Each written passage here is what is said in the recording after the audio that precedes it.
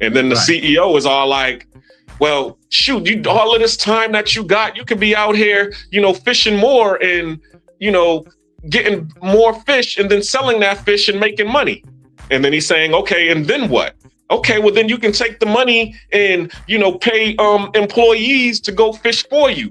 Okay, and then what? Okay, then you can take all of that fish and then move to the States and then create a cannery company and then sell all of the fish that you catch in the supermarkets.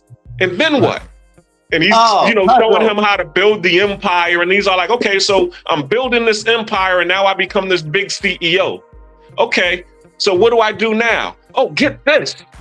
Now you have time to go hang out with your family, deal with your wife. Now. Right. No, do that later, but come, Black Cleaner. Thank you for getting into that story, because that was going to be my next question to you. The CEO and the fisherman story. Oh, damn, I lost my thought process real quick. I also had another question. But Ronan, if you got anything to say to that story, but I thoroughly understand that story. And here's my thought. You know what just made me think of you telling that story? You ever seen on Survivor where these people, they'll go out and they'll catch a fish and they'll immediately go back and eat versus trying to continue to catch fish to have more for later? I can't stand that when people do that on that show. So, but I'm Landon, and that's what made me think of what you said. But that is very true. You can't stop. You got to keep going. Wait. I missed that. You For real? You can't stop working, or you can stop working? Which way are you saying?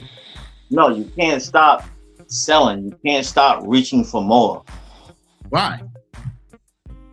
Because if you're hungry and you got mouths to feed, but you're not hungry. You're independently wealthy. He just gave you a scenario. You're making over $100K a month, right? Yeah. But how he referenced how much a year? That's $1.2 million a year you making. What you got to do? Make sure everything is moving as it should. You did that. You're making $100,000 a month.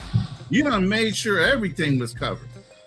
The only thing you can do now is start living above your means in order to make or perceive that you're more successful than you would. That's why people live just a little bit above their paycheck right now. They're always about impressing the next man when you haven't picked out what makes you fucking happy, to make you stop working, to make you start wanting to enjoy your life instead of get off that goddamn hamster wheel. Yeah, at that point, I'm making different choices. Treating me more. Are you sure about that? Because a lot of people don't. Nah, I make that choice. So it wouldn't be on fashion, because I done already done that, and I just do that, period. So there would definitely be a level up in the travel in my life. Hell yeah. But that's the question I asked people when I was working a lot. That was the question I asked my clients. What's your FU number? What number do you need to have in your bank account before you say, you know what, I'm going to pull back some. I'm going to enjoy my kids' life. I'm going to travel the world more. I'm going to do this. Man.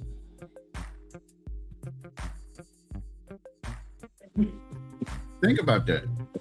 So then who are you living for? Are you living for you? Are you living for your kids to go and destroy everything you built and built value into within 3 to 4 years after you die? Who are you living for? To impress the next man that's looking at you from the outside wishing they could be you? Who are you really living for? That's the question all y'all need to ask yourself. They don't deserve an answer. But I'm just saying, who you guys really living for? What is your definition of success could be a different thing to another person. True. When you start traveling around to these other countries, you're living in third world countries, you're living in developing nations, Panama, Philippines, places where they barely make a little bit of money, but they're the happiest people in the world. You know why? Because they move what their idea of success is. And it's not about having stuff. It was about family. It's about this. It's about other things. America keeps you on that hamster wheel saying all the things you can possess, that's your freedom. That's a fucking lie. that's built so you have to go work for somebody else and continue to fucking generate money, put yourself in debt to generate more money, to put yourself in debt to generate. You get the picture? Yeah, I don't believe that the things you have. But a lot of people do. That's the whole thing that we're trying to say.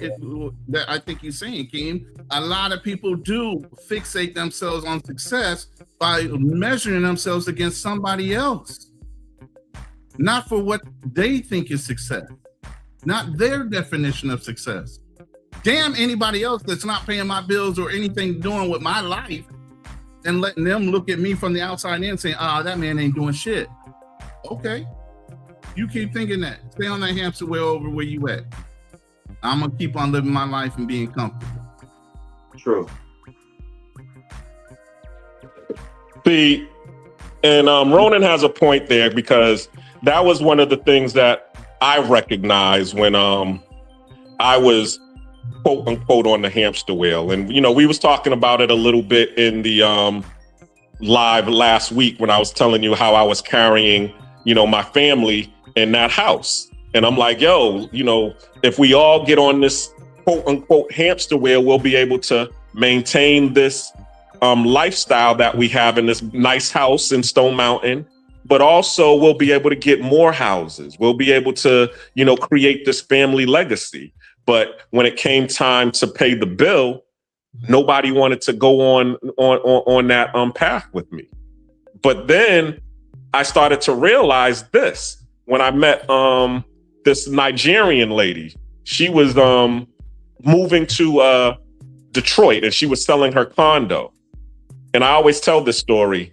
I asked her how much her condo was, because my house, I paid $130,000 for my house in Atlanta during the recession, and that was actually a deal because it was a 5-bedroom, 3-bedroom house. Bathroom house. She had a condo that was 3 bedrooms, 2 baths. And I was like, so how much did you buy this condo for? Or how much you selling it for? She was like, well, I bought it for $8,000. I'm selling it for $15,000. I'm like, $15,000? Did I hear you correctly? Shoot, that's a car note right there. She's like, yeah, I'm just selling it for $15,000 because I'm me and my family, we're getting together in Detroit, and we're about to start buying houses out in Detroit because they got all of these abandoned properties in Detroit that they selling for like $1, $5,000. They selling them cheap. So we're going to go buy up the spot. So I'm just trying to hurry up and get up out of here.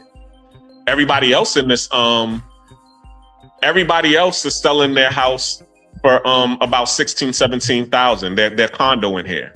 And I'm like, I didn't even know that they had cash condos or cash houses like they got cash cars. Like how, Keem, you go to the auction all the time. I didn't know that they had this type of situation. So my point being was, I'm over here and I'm paying this mortgage to live in this comfortable house when I could have actually bought a house for the price of a car. And now I ain't got to worry about, being on no treadmill to pay this car note. Pay this house note. So I ended up buying a house for cash, and now I didn't have a mortgage anymore. That allowed me to be able to now start to build. I'm not on a hamster wheel no more. I'm actually on solid ground. I'm actually on solid foundation. I can stack my money and be able to do other things with it. But tying into what Ronan said about, having your number, playing the cash flow 101 game let me understand what my number was. And my number was the total amount of my monthly expenses, which at that time was about $1,900 a month. If I was able to create passive income that exceeded $1,900 a month, I can get out of the rat race. I can actually retire early and not have to work for the man. I don't got to be on no hamster wheel no more. So when I was able to get this rental property to be renting for $1,500 a month, now all I need is $400 more, and I don't have to go work for the man no more.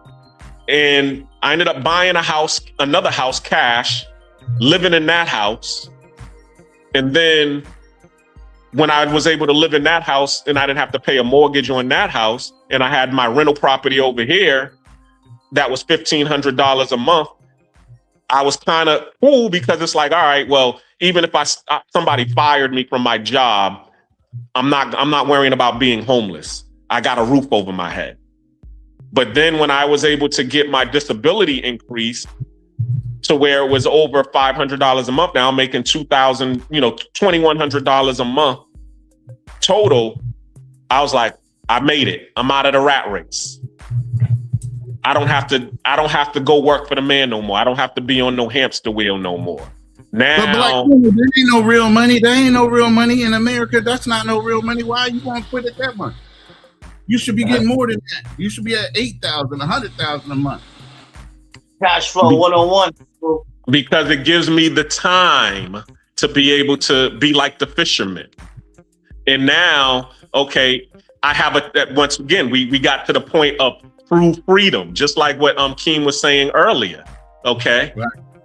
I have the ability to go out and make millions and do what I love. But guess what? Even if I choose not to, if I don't want to leave the States, as he said, it's a choice. Some people don't want to have the passport. Well, guess what? As long as all of my bills is taken care of and I got time to be able to get up and do as I please, I can choose to go be rich if I want to, or I can choose not to. I can just go down and go fish and get enough to eat and go back and play, go and play with my children and go play with my girlfriend or my wife at the time and go into town and go play guitar and sing and go chill with my friends. I'm living the CEO's lifestyle on $2,000 a month. Mm. Well, as far as your overhead is concerned, yeah. Exactly. Because that's really all we want anyway, is to be able to have the time to be able to do the things that we want to do without worry and stress.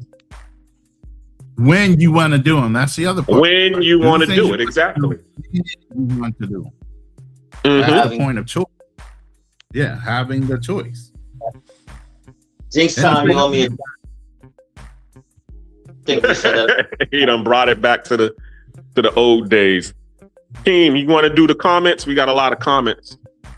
All right, hold up. I'll go out. Give me a second. Let's see. We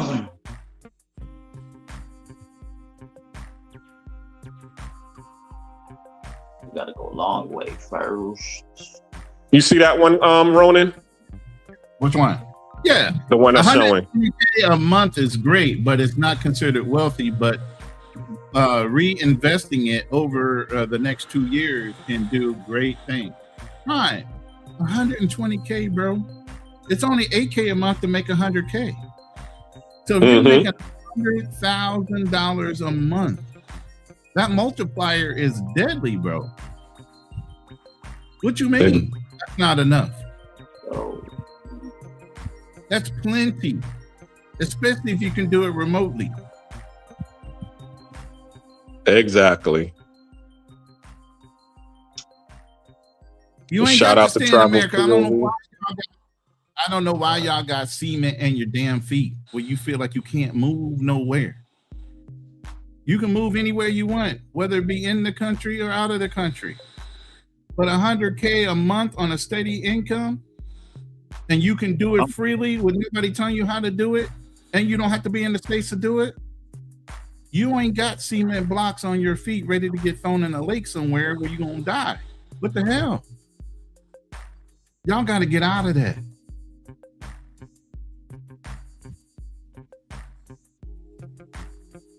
Travel POV, hit the like button. Ronan, okay. Ronan, very interesting points. I appreciate the topic. I struggle with this daily, working to death, not enjoying life. Yeah, quality of life. You got to pick your struggles and your battles. Believe me, everything you working for, I've delivered way too many life insurance policies. I delivered way too many things after people have passed on to see what their relatives act like. I'm a witness to it. They don't appreciate nothing that you work so hard to do. Only you appreciate the hard work it took for you to get there. They are entitled. You are raising entitled individuals if they are in your circumference because they ain't struggling like you are. They're watching you get up early and go to work every day. They're not having to get up and go to work every day. They think it's being printed like most of the foreign people that you'll run into when you go to some of these countries. They think it's printed in your house somewhere in the basement. You got a freaking money printer. Not that you have to work and go out and get it, blood, sweat, and tears. So when they come on it, they're entitled to it. They didn't earn it. You didn't make them earn it. And you didn't put it in a structure where you made them feel like they had to earn it. You're giving it to them. So why shouldn't they have that entitlement? But you did it all while you didn't get to enjoy your life. You did it all while you never got to take a vacation because you wanted to put in those extra hours so you can bank a couple more dollars so you can buy this other thing and put it in another investment for your legacy. Who's going to sit there and tear it up while you gave up your free time and your freedom to set up something for them? You know, I agree with, leaving a legacy because that's what I'm about. I am about, building and leaving, something that my kids can enjoy. But at the same time, too, I do want to do it out of love. I want it to be a labor of love and not a labor of obligation. And that's the whole point that I was talking about, like what you were saying. You were saying, why are you retired now? You're supposed to be getting $8,000 a month. You're supposed to get $100,000, $1 million. Okay. Yes, I want to do that. And now I have the ability to do it on my terms versus when before I had to do it because if I didn't get up and go to work, I'd be homeless. If I didn't get up and go to work, my children won't be able to eat. If I didn't get up and go to work, I wouldn't, there's certain things that I wouldn't be able to do. But now, okay, even if I don't get up and go to work, my children ain't gonna be homeless. I'm not gonna be homeless. My family ain't gonna be hungry. Everybody's all fed and everybody's all taken care of. So now when I get up, I'm getting up a little bit more refreshed. I'm getting up, with saying, well, what do I want to do? Oh, I want to build a legacy? Let's go build this legacy. Come on, y'all. Now it's, even and as they say, if you enjoy what you're doing, you've never worked a day in your life. And that's true. I told my sons that very thing. Go find something you love to do so that when you get up every day, you're literally leaping up out the bed to go. And guess what? Through your exuberance and excitement, you're going to get other people around you while you're just doing your regular job that you love to do. They're going to be so enthused about being around you, they're going to want to do business with you, period. Exactly. What's that say from Products for Less 409? 5 million loaded into treasury bonds or money market funds. Draw 4% per year. Yeah, that's okay. That's so what's 4% of $5 million? 1% of $5 million is what? 500,000. So that's what? 2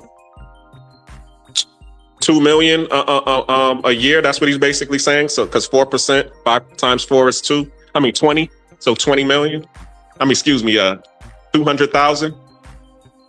Am I doing this right? No, I said 2 million. I don't know what you're talking about, bro. I know my math is all wrong. 1% of $5 million is what? Let's start there. That's how I'll be able to get my math right. I'm thinking it's 500, but it might be 50. It's 50K. It's 50,000. Okay, so 50 times is 200,000. He's 200,000 a year. That's what he's saying. Yeah. Wait. Okay, so $200,000 a year. As that's what you'll be getting. That's actually a decent salary. No, it's 50K a year. That's the menial income right now. If you're just living off the interest, you're living off the menial income that maybe 40% of Americans are making, 50K or less or something like that. Even at 50K a year, if you're in a whole nother country living off that 4% interest, How much better are you doing than the next man?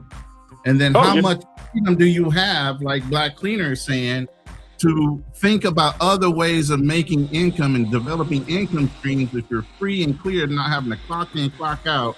You're living off of $50K a year, break that down by monthly, in a country where you don't have that much overhead while you're expanding your income stream in other avenues that you're more interested in doing. Never touching the basis of that 50 million, which is gaining interest, hopefully in something better than what you just named off. Because I can tell you, go get in the IUL or a Roth IRA. At least you're not going to have to pay taxes when you go and pull that money out. It's growing tax free.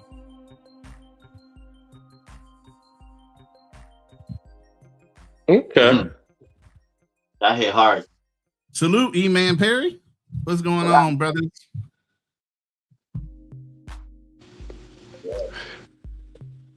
And pretty much that's basically what it is, what you was just talking about is that's what I live off of, roughly 50K a year. And yeah, I could,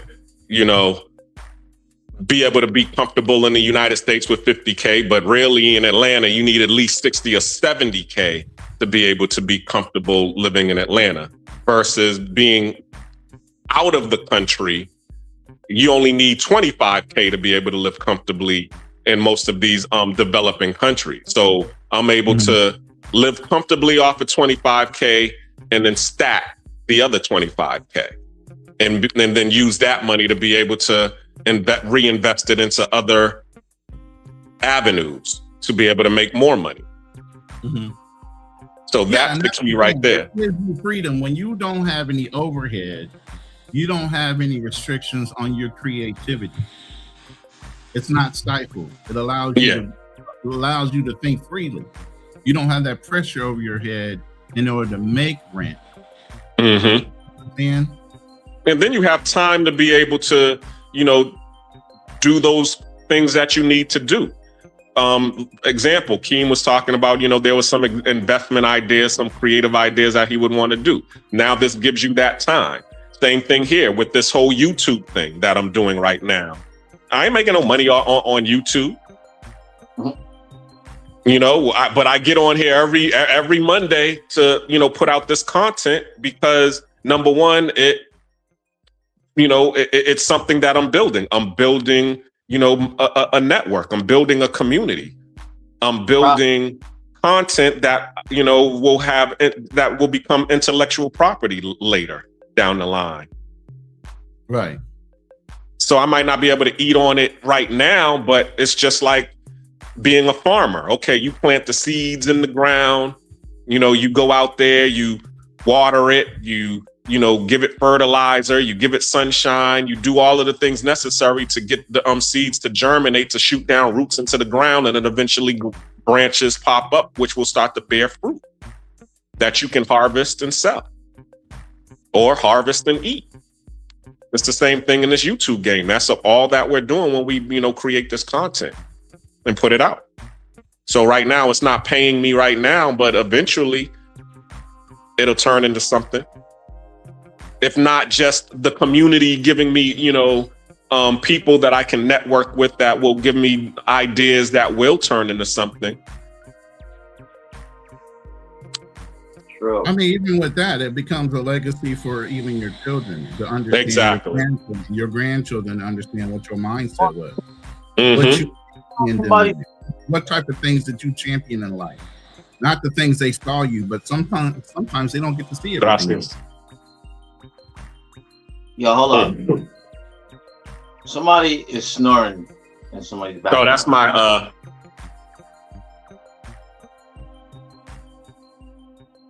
what happens is when I'm not talking, I have all of these fans around and you're hearing the air whistle through the speaker.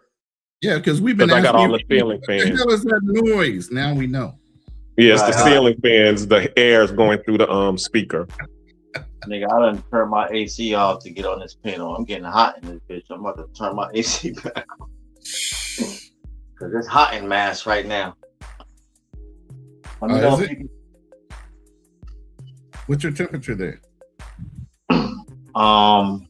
Right now, at this moment, hold up, let me see. I can't see my tip right now. I don't want to go out my phone right now. Hold up, I'm gonna find it real quick. No, it's not showing me on the tablet, but it's at least like 70 something right now. Oh wow. Okay. Like 78 degrees at night right now.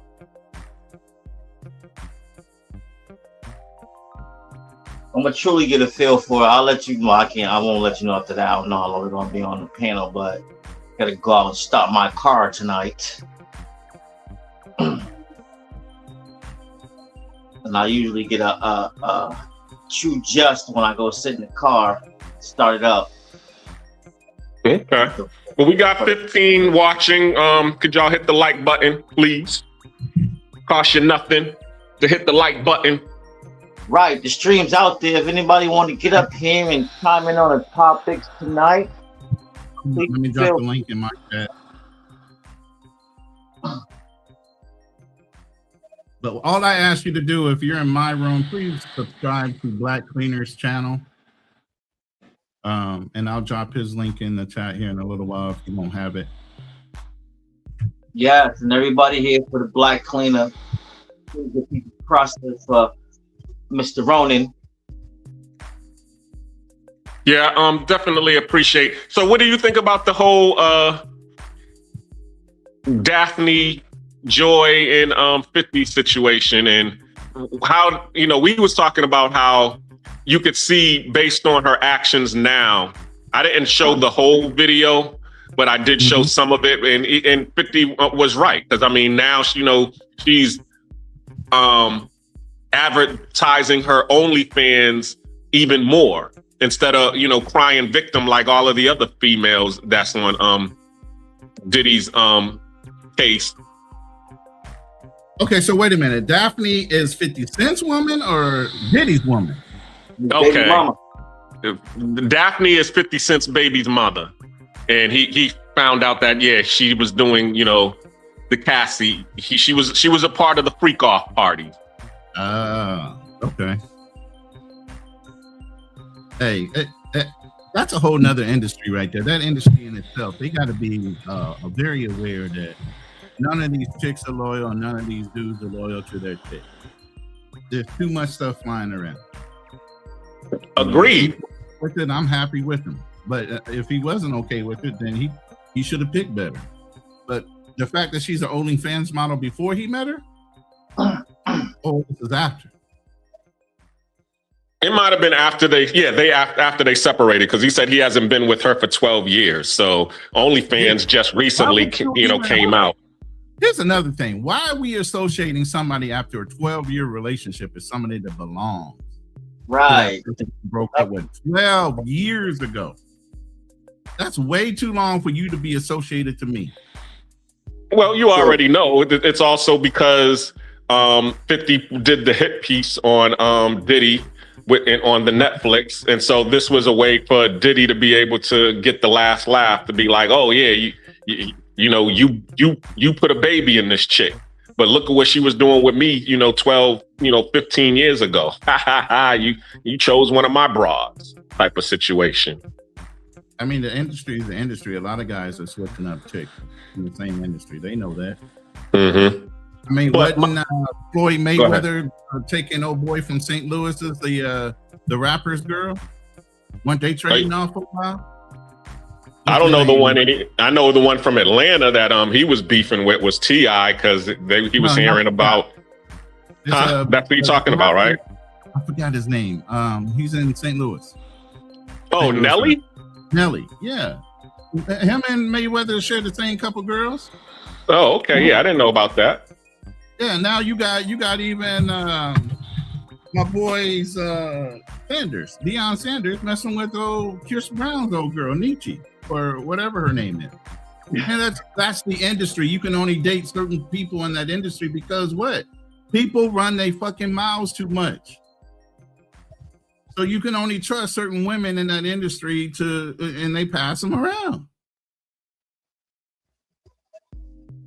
That's a known thing. Why am I going to feel shame about that? I knew what I was getting into. She knew what she was getting into. She was trusted. I mean, what's the crazy girl with the frizzy hair that dated the basketball player, has a baby? How many dudes has she been around with? Shaq, everybody. That's just the nature of that game.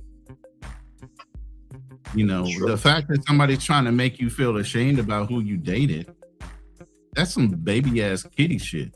Who gives a fuck? Ain't nobody making money like 50 Cent. All the different productions he's doing, from his music to the actual TV shows and dramas he's got put on. How you gonna shame a man like that?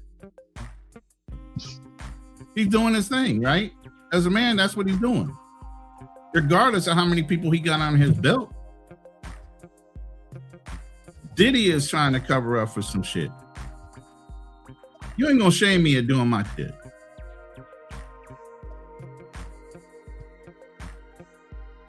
Nah, hell no. Coming to the stage, we got 020 Financial Frontier. What's going on, family? What's going on? Can you hear me? Yep, we can hear you. You Sound raspy though, but we hear you. Nah, he over there relaxed as hell, trying to give his damn Usher voice or Keith Sweat voice or whatever. See, there we go. Good morning to you. What's up, bro? Are you back from Bali or wherever? Where were you? No, I'm still in Switzerland. I'm Okay. here for about a month at least. All right minimum. now. So what's They hit going me on over the man? head for the money, but it's all good. We talk about money all the time. Me, you, your show, our shows, different things like that. When the money mindset, comfort versus freedom. Now, with you being in your mode right now, you're comfortable, but you're also looking at income streams, and you're always looking for an opportunity. But at least you're in a mode where you're enjoying your time. I know you know a lot of people that are wealthy, but still on that grind.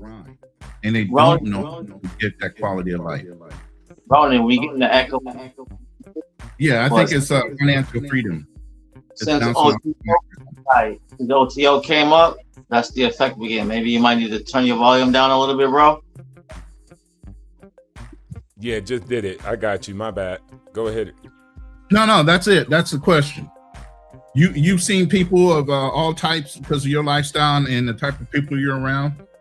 Wealthy individuals that know how to relax and take time for themselves, and ones that are always on the grind and don't know how to do that quality of life thing. Yeah, facts. Hold on. Let me get my headset so it's better. Hold on. Just give me a sec. All right.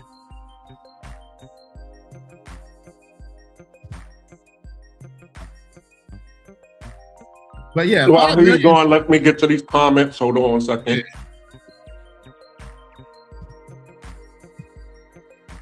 Okay, products.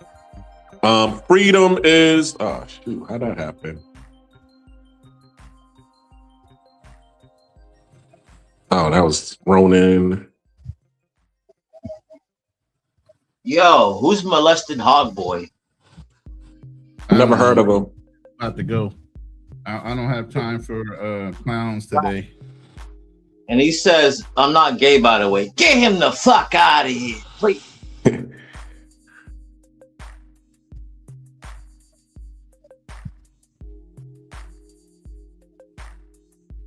That comment was super old, so Put you on time. Back to new comments. There is a chick that has 3 kids by 3 different NFL players. Okay. And what is that? Let's unpack that. The whole. That's her maximizing her cheek clapping in order to get comfort, don't you think? Because of course she's getting 3 separate child support checks from 3 different NFL players. But here's the thing: the 3 NFL players are the idiots. Mm-hmm. You know you have a net worth, and you sitting out there clapping without any kind of rain hat. You don't give a fuck if you got to pay child support to 13 people. That's on you. That's your money management skills. That's what you plan on doing with your life, is giving your money to everybody else that ain't really putting in the time and the effort to get you where you were. You dumb. True. Hey, can y'all hear me now? Yeah, go ahead, man. Spit your facts. Because you've been around, you in those environments. Yo, shout outs to the question though, like you said. I think there was this big kind of, I guess you could say, statement that I heard one time, and it was a quote, basically, the world, and it goes like this, quote, the world is divided by two people, those that don't know how to start making money and those that don't know when to stop. And I think that was a big turning point for me, just learning when to stop, because by the time you build yourself out to have all these habits and behaviors and mindsets, it's hard to switch gears, turn that off, and change it into a state of maybe harvesting your fruits of your labor instead of always, plotting to plan and grow the fruits of your labor. So at the end of the day, I think that's something that people just have to learn if they want to. I think everything, has to do with drive and desire. I've heard people who come from great backgrounds, bad backgrounds, no background. I mean, all these things are just a bunch of variables, but the drive and the determination to get themselves to a certain destination was the actual ultimate driving factor between financial freedom or no financial freedom. So, yeah, I think it's big to switch gears and enjoy your fruits of your labor. For me, some people, they got their own right to live their own life. And so whatever their forever purpose is, like Elon Musk, that dude's going to probably work until he croaks out. Okay, cool. I'm going to leverage it by owning his assets and allowing him to work for me in eternity. Shout outs to people like Jensen, right? He'll work for NVIDIA. He's been working for him for 30 years. And prior to that, he worked for 15. So 45, 40 years he's been working. And he's not looking to stop anytime soon. So those are those people's journey. But if I'm a smart individual, I'll just leverage their hard work and dedication for my own profit and my own financial security and gains. So that's how I kind of see it. It depends on what you want to do with your own life. But for me and people like Ronan, we decided to make an exit at a certain point and enjoy the fruits of our labor, which is very important. Yeah. So let's in your casual conversations with different people and in the environment that you're in, have you ever came and had this kind of conversation with certain people, like just casual, like, yo, you look comfortable? What do you have that number that you've already attained that now that you're in a comfort zone, or you still got that push? I know you've had casual conversations before. Yeah. So conversations with other people, it's usually overhead that usually kills them. So as much as you might think someone makes a lot of money, they never make a lot of money depending on the lifestyle they live. Or also too, they don't have investment vehicles that could feed the geese, like get them what they need to get. And that's okay, because what you really need is financial literacy. Like, people think investments are inferior to earn income or active work, which is false. I think with Floyd Mayweather, I forgot what's his name, Shannon Sharp and Oko Cinco or something. They were talking and they were like, yeah, Floyd, he's going bankrupt because you can't maintain that lifestyle in retirement because, your investments can't outpace your active income or active compensation. And that's false, right? There was a man who invested 50 grand into SpaceX. Now he's a billionaire. There's no NBA player that could ever do something like that, for the most part, with just 50 grand. And so at the end of the day, investments are very superior, but what level are your investments? How sophisticated are you to get that type of return on your investments is the difference. And all that stuff can be done in a state of retirement with far less hours, far less time, energy, and attention, right? So at the end of the day, it's about knowing that. And a lot of people don't know that. They probably just built real estate portfolio and that's all they know. They're like Ben Malas. They're working until they're too old, and then they're like, damn, I got all this real estate. What am I going to do? How do I repivot? That's all they know, right? So it's hard to get them to try to manage that wealth differently. If it's not broken, they don't want to fix it. And it actually worked quite well for them. But then they have overhead, they have generational wealth they're thinking. And so all these things end up being beast of burdens that don't allow them to enjoy the fruits of labor or think that their number is 3x. And they did a survey. They went to everybody who had money from 10 billion to 100 billion to 300 billion. And every last one of them said that their exit number was 3x of what they already had. And so that's also a mindset. But You know then what when I'm they saying? get that they get to that 3x, and it's like, nah, another 3x, another 3x. Another 3x, another 3x, or some stuff like that. Right. So, but I mean, they're a 1%er, right? So it takes a certain mindset to get there, and it's definitely not easy just to snap your fingers and now you're thinking like, oh, let me just frolic in the sun. It's just hard. Jeff Bezos back, right? Project Prometheus. You know, they can't just stay out the game. You can't get it out your blood, man, because it's part of your drive. But that's what I'm saying. It can be a casual way of doing it, and then it could be like, oh, I got to get my hands dirty type of shit. Yeah. You know? And a lot of those guys are, I want to get my hands dirty. You know, like I missed the hustle. It was like Money Making Mitch, man. When, you know, Ace was like, let's get out the game. And he was like, man, Will the game still respect love me? You know what I'm saying? I feel like Michael Jordan, one of them ball playing ninjas, you know? I get love in Harlem. So that's the whole thing. Like when you get out the game, you just a normie. You don't have that camaraderie. You don't have that drive, but you could create it. I decided to create my own. It's just different. But it doesn't feed the geese for some. Well, I was about to ask you one question to spin the block, but you had me think about another question with what you was talking about. Because, well, let me first ask you this question. Have you ever played the game Cash Flow 101? No. Okay. It's like an interesting game. Oh, yeah, definitely check it out. Wait, is that Robert Kiyosaki? Yeah, that's Robert Kiyosaki's board game. Yeah, he actually has the app. Yep. I did. Okay, so of course in the game he talks about getting out of the rat race, which is your passive income has to exceed your expenses. But then he talked about getting onto the fast track, and basically what you was just talking about in, you know, layman's terms is what he was talking about in terms of the fast track, where you're now 3xing your money because you're investing in these what they call accredited investor deals. But in order to become an accredited investor, you first have to be able to duplicate or 10x your money to be able to, you know, as they say, you got to be have at least $1 million or more in income coming in order to be an accredited investor. Not income, but you're tracking. It's just net worth. Exactly. Have at least 200,000 for 2 consecutive years, with the third year being projected of 200,000, and then of course I think it's 300,000 if you're married or with some spouse, yeah. And so that runs the same too, and that's not including your primary house. So a lot of people, you know, kind of millionaires because of some house they bought, right, and it just appreciated. That's like a real large bulk of them, not net worth beyond that outside of the primary house. So yes, that's true, but that's kind of changing with different certain type of vehicles out there. But it's hard to get the X because it might just be a fund, right?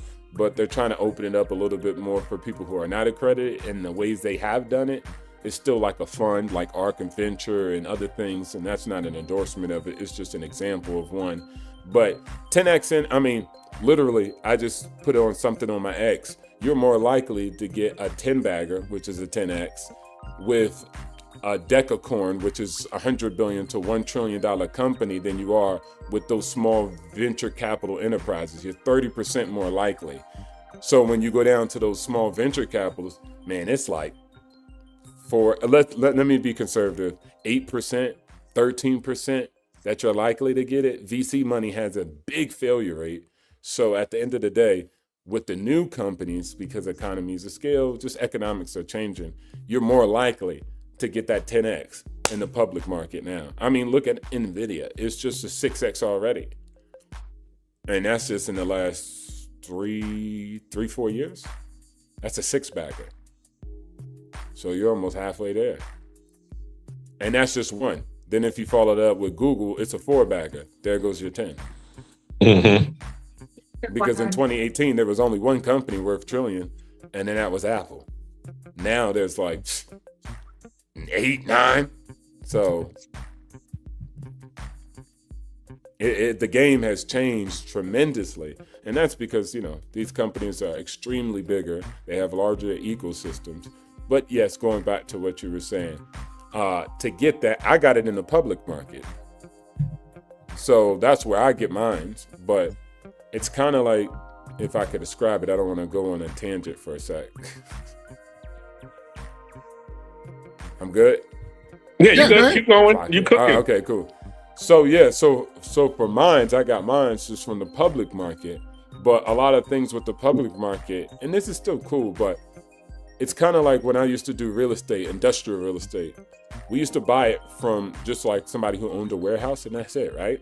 And then we would get it, mark up rents, put in a system, of course, increase net operating income, and then it would have a higher valuation after that. So we would run it like a system in a business. The previous owner probably just collected rents from everybody by hand, a check. They never created no internal systems or anything like that. So we bought it from him and then advanced it, and then the same property created more cash flow, right? Then after that, we sold it off to a bigger guy, which was probably like a REIT, JP Morgan REIT, because it was stabilized. After that, they would want to take pension money, hedge fund money, and put it into that actual real estate that's been stable. They don't do no fix and flips, and they don't do no add value strategies. They just do core plays. So the real estate's got to be stable. It's got to make a certain type of revenue and net operating income for a certain period of time for them to invest in it. So we were able to sell it for a larger price to them. The same thing is with stocks, right? And so I have to see the value in the company before everybody sees all the profit, all the revenue. You have to see where the company is going, just like for real estate, right? When it looks beat up and crappy, some people have that magic Hoyt eye from training day. They can see the value and they'll know what they need to do in order to add that value. The next person, most people will say, man, that's valueless. Why are you buying this piece of junk? You can't make no money with this. They don't see the value until it's turnkey ready. But by that time, all the juice is going, right? That let's say that 7x. You can get a 2, you can get a 1, you could get a 3, but the 7, the 8, the 10, that's already eaten out of it. And so stocks are the same thing. You have to see the company, make the investments, understand the products and services, and then by the time everybody else realizes it on the balance sheet, everybody's in the 10Ks, and they're looking at the financial projections like, look. You already seen it because you saw the factory build out, right? You saw the deals being committed, like you saw the CapEx. Go ahead. I got a question for you, O'Toole, to give people another idea of your mindset. You just mentioned about selling off a company. Some people want to hold on to their baby, that company they started, with a tight ass grip, and they don't know how to let go. Why did you decide to sell your company instead of doing what most people do? I'm going to do an IPO and I'm going to sell off shares of my company and I'm going to go public. Why did you decide to go that direction instead of sell? Yeah, that's probably like one of the things that is too advanced. That's another add value. Like literally, it's not that bad, but that's complicated to most people. I'm not saying it's complicated, you can't do it. Heck yeah. I often say with Yeezy, he should have just went public instead of adding massive amounts of value as a private entity to other public companies, which was like the Gap, Nike, Adidas. If he just would have went public, it would have been massive amounts of value right there, and nobody could fire him or no longer do a partnership because at that time, institutional money, hedge funds would have been invested. So they can't just pull capital out. Like, it's not like that, right? Like, a bunch of companies are going to be forced to buy SpaceX. Like, even with the financials not being right where they should in a general sense. So at the end of the day, at doing a play like that, most people aren't up on that game. That's that next level. So they just hold on to their companies and that's all they know, and they're beast of burdens. And it's even hard for them to sell it because most companies don't sell, because most entrepreneurs or anybody want to build their own. They don't think of really buying somebody else. And that's the biggest, to me, that's the biggest negative, the way I learned how business works. There's nothing that you don't build that you can't get from underneath of it. You're offered the right amount of money. It's called business for a reason. It's not your baby. It's not your blood. It's business. Yeah, So that's if you another can't thing. get off of it, or if you don't get the right kind of money, if you feel like that money is worth it, then you can always start something else. Get up off of that and reinvest in something else. Go ahead. No. I was going to build on that because that's Yeah. another thing. I try to do a lot of merger and acquisitions, or just acquisitions, we could say, of businesses. But a lot of the owners are hard-headed. Like, they have a lot of sweat equity and a lot of love for their quote-unquote baby. So even though their baby is not performing, right, they go into jail. They ride it to jail. They don't got good grades, but they like, that's my baby. My baby is a good kid. And you like, no, it's not. So the same thing goes with the business. The To business make is, it better, but you don't want to get up off of it. So hey, you don't want to going get down- up off it. Yeah. You want, Yeah, I the best thing literally you was trying can to- do is get out of your own way, because that's a lot of times what does It's hard. prevent people from making money. Some people are blind to that, and that's why they fail. There are certain times that you can grow something up to a certain level that you have your experience for it. You haven't grown enough to allow other people to come in and work for you that know more than you because of your ego. Eventually, that company is going to stall off because you have no better ideas. And if you don't know how to get underneath of it, you're going to ride that motherfucker from the top all the way back down to the bottom when it ain't worth shit. And then somebody will buy it out for pennies on the dollar and fix all your fucking problems. Yep. yeah. Because Or that was most, the greatest thing in listen, one of the things I did in sales when I used to go into companies, I used to take their worst clients, the clients that nobody wanted because they were headaches. But you know what my mindset was? They were clients of yours before. Somebody or something must have pissed them off. You don't know how to repair the relationship. So now they're a problem. But that was warm market to me because you knew the service level that the company had the capability of doing it, and you trusted us once. I used to fix relationships all day long and make a grip off of customers that were quote unquote supposed to be bad customers or bad clients because people don't know how to fix relationships no more. They want that easy, fast money. They don't want to go back and do any follow-up. Give me attitude. Don't fucking work for people that are senior in certain things. There's a certain level of decorum that you have to have when you conduct business, and some of these younger guys didn't have it. I used to take all old business and all old clients and repair them all and make a grip off of doing it. It's a mindset. and Now, I would speaking add- of the whole mindset situation, so in terms of comfort or freedom, what you is the best. Somebody got that call coming through. I would say definitely follow up. Okay. Got the playback. Go ahead. Okay, so I would definitely say freedom. Yeah, because at the end of the day, freedom still allows me to decide how I'm going to use my time, energy, and attention and my money. Correct. So at the end of the day, I still am involved in managing my estate, but I'm able to do it at my discretion and turn it on and turn it off. So freedom is the ultimate thing. Comfort, I kind of just don't look at it like that because that's just a variable that moves here and there. Sometimes I want to put myself in a position that's uncomfortable to, of course, increase my overall performance. So I Right. still you go to the gym, right? Like I got to get uncomfortable in the gym in order to gain muscle mass. And the same thing goes for financial literacy and everything else about life. So I don't look at it like a state of comfort. It's more of a state of freedom. Yeah, I it's agree. weird that you said that, the whole comfort thing, because, in order for me to actually be where I'm at right now, do you know how many fixer-upper houses that I had to live in while they were being fixed up? People did, and it's funny because I sacrificed many relationships because I was living in my house while it was under construction. And the chick did not want to be living in discomfort with me. They was like, hey, call me when you get it finished. I'm going to be over here.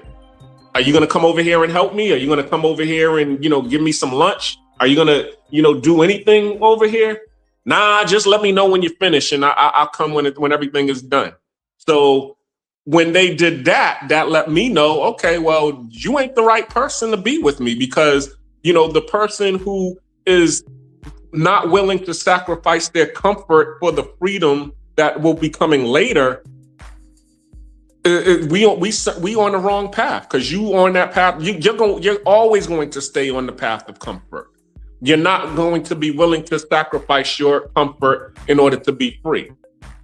So therefore, I had to, you know, when I would finish the job, you know, just like in the story, The Little Red Hen, you know, not I said the duck, not I said the cat, not I said the dog. Okay, I'll do it. And then when she finished baking the cake, she was like, all right, well, who's going to help me eat this mug? Everybody was like, me. She was like, yeah, psych your mind. I'm eating this by myself with me and my kid. And that's what I did. I did the same thing. I finished the house up. It was all nice and ready to be, you know, moved in or lived in. And I'm like, you want to help me? You want to move in here with me? Oh yeah, I'm already got a bags all packed. I'm like, well, I already rented it out. I'm on to the next project. What? Who's gonna move in here? Girl, I thought you was gonna help me.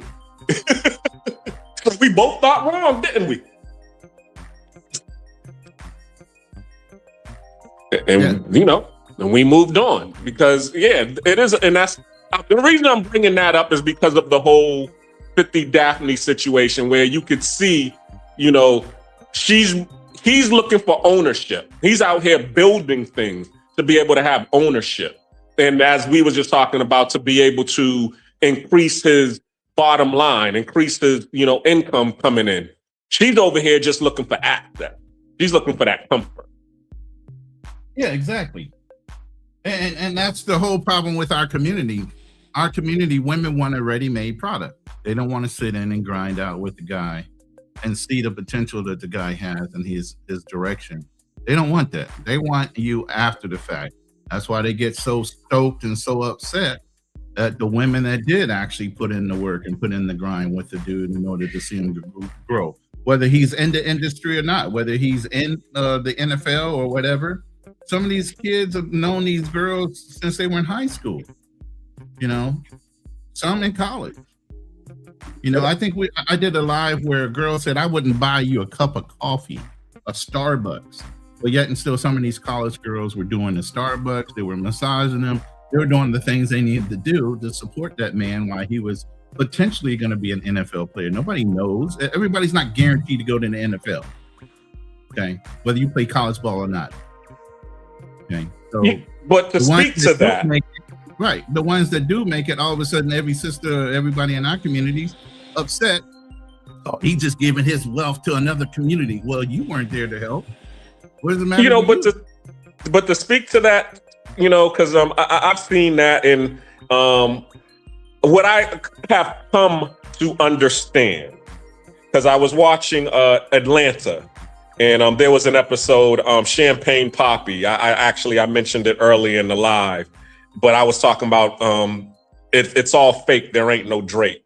But there was also a point where this girl goes to the party to be able to see this dude who she's been crushing on forever. And then when she shows up at the party, the dude was like a baller, but he's there with this white girl. And she's over there, and she's, you know, the white girl and her are sitting there by themselves. And that, you know, they're having this little stare down. And, you know, of course, the white girl's all like, yo, what are you looking at me for? She's all like, I can't stand girls like you, always trying to take our men, you know, out of our community, basically saying the same thing that you were saying. And then the girl was saying, well, you know, I was there when, like you said, when he was in the dorm, helping him study, helping him pass his test, giving him massages when he would come home from practice. You know, I was there when, you know, he wasn't sure in his mind that he was going to be able to make it. I was giving him the affirmations to, you know, instill in him the confidence to be able to complete what's going on. You know what the black girl said? Ain't nobody got no time for that. Exactly. Shout out to her. I would add to that. I would tell men, at least if they're listening, same if women are hearing too, I don't give a damn. Like, I think all this stuff, like, you won't find much, and it's not even our community. That's just people. You won't find much men like that neither. Most men don't want to work with you, collaborate if you don't have the value, if you don't have the expertise also. It's only some small few that will come along the lot, maybe see a drive and determination in you that they used to have and then give you a plug or a play. But at the end of the day, that's just a story of life and struggle. So she ain't do nothing but a favor to me. I'm not really mad at that. Like, thanks for telling me that you don't want to support the grind and support the hustle. But that's her right. She has a right to live out her life. She don't have to accept a non-ready, package deal. So at the end of the day, it's no sweat. Like, she has her freedom, you have yours. You choose your destiny, she shall choose hers. I'm in the Alps. Where are you at? And so life will be the true testament. It will be the true quantifier. So when I really look back to not only just a chick, I'm not even worried about chicks. My family, mostly, who was like, nah, we good. We're not going to follow this real estate plan. We're not going to follow this hack house. You always talking about that money stuff. You need to shut your little dumb self up. I knew you when you was in draws and isotona since age. So they could go along with that. I'm not tripping. I'm not bugging, right? It's all good. It's their life. I'm the one on financial freedom. That's not the key to everybody. So at the end of the day, I have to pay the dues. I have to pay the tab. But of course, I'm going to bear the fruits of my labor and enjoy it. Now, when you get there and you arrive, of course, everybody pulls up. You know what I'm saying? Yeah. People pull up. You watch the videos where people was a singer and they blew up. Then the father came out of nowhere like, hey, son. The mama's like, I knew my boy should always do it. When she was telling you, like, I Show Speed style, to shut the hell up and stop streaming every day. But once he got put on, then his mom came up and was like, hey, I Show Speed, how you doing? I love me some I Show Speed. But at the time, it wasn't like that when he was going through the struggle. But you just have to push. I think that makes the story better. I don't like to take away from it. I don't wish it was just a fairy tale and all easy. I prefer it being like that. It's completely fine because it makes me a more solidified male. It makes me more ready in the long run. That's light work. When you get to the top, you don't think people are coming for the throne and you need to know these nuances of those who are going to be there or not going to be there and know the difference between that. So just be grateful at your lower stage you had experience with that. And if you develop the right mindset, then you'll be able to evolve and adapt and overcome it when it comes at a higher level. Because the game and the gig gets only higher. Now you're thinking you getting the best escorts now trying to run same game on you. You get the best shorties out the game trying to run this plot and scheme on you. And then you end up like athletes, duped. Right? By a simpleton broad, right?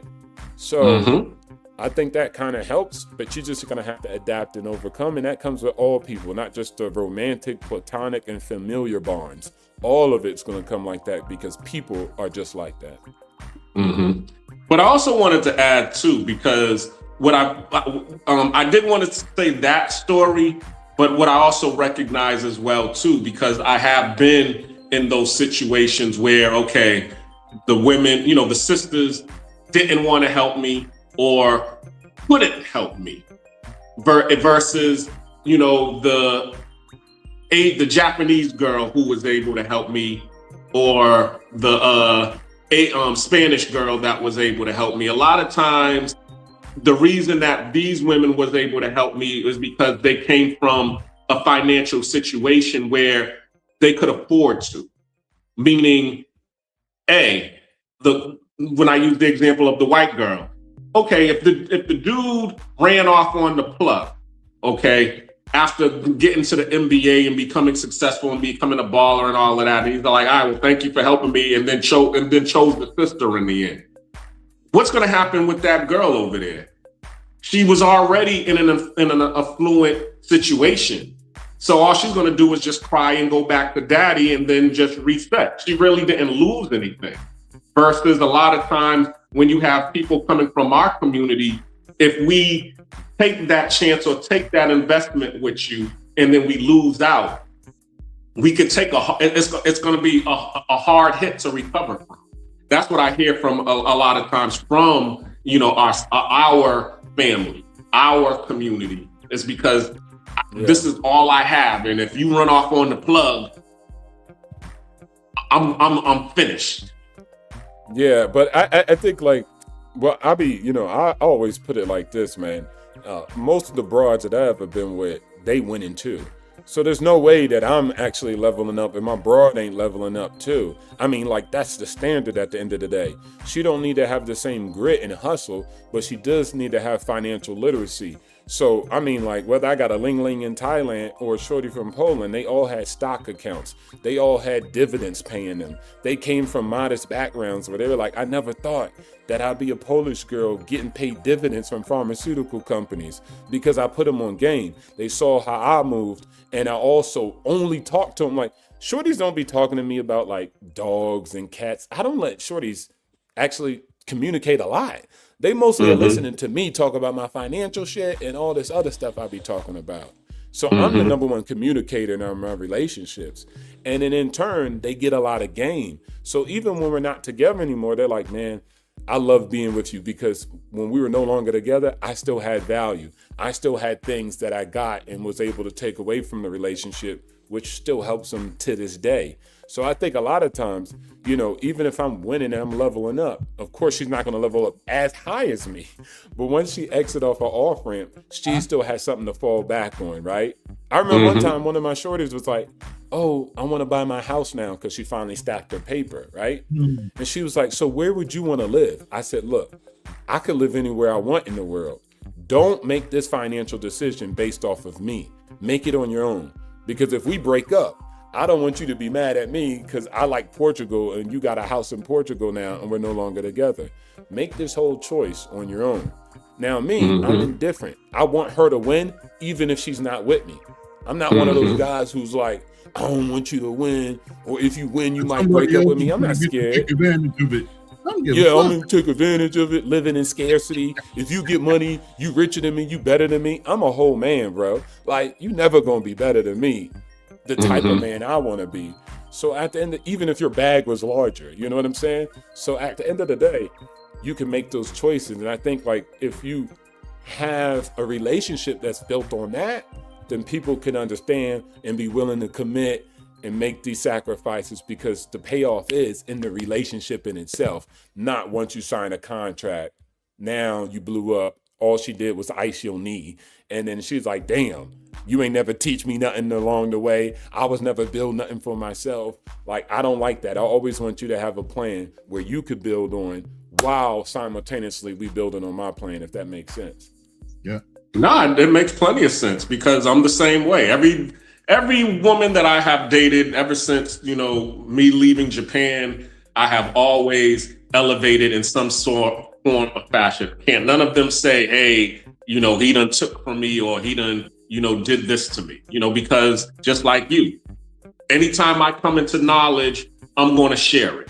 Now, you might consider it to be boring knowledge or whatever, but then I've had some people who they thank me because of the knowledge that I shared with them. I always talk about, the girl that me and her, we wrote a book together.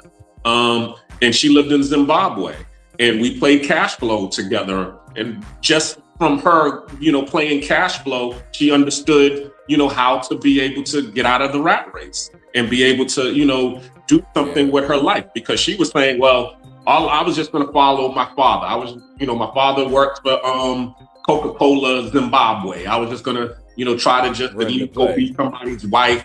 And I tried to do the wife thing and it didn't work out. So now I got to be able to, provide for my children that I have. And you are the one who actually gave me a game plan or a blueprint on how to do that. And I thank you. And she went to nursing school. She got out of nursing school. She's a nurse now making 6 figures, a traveling nurse. And she was able to buy real estate in Canada and also in Zimbabwe. And she's like, yo, it was you who put that in my mind. And I thank you for that. And then there's other females that I've dealt with. They, as you said, they got the knowledge to be able to be independent, to be able to create their own businesses and do their own thing. They haven't done what I've done, but at least they was able to say, something, he didn't leave me out here high and dry. Yeah, exactly. I be thinking those relationships really be built on, I'm playing football, I'm focused 100% on football, and I'm chilling at the house, and we ain't talking about much but my game footage. you icing me, you doing this and doing that. And then that's the relationship, and we banging, right? And that's the relationship. It ain't no, all right, shorty, let's sit down. I'm gonna show you this financial projections. I'm gonna show you like, nah.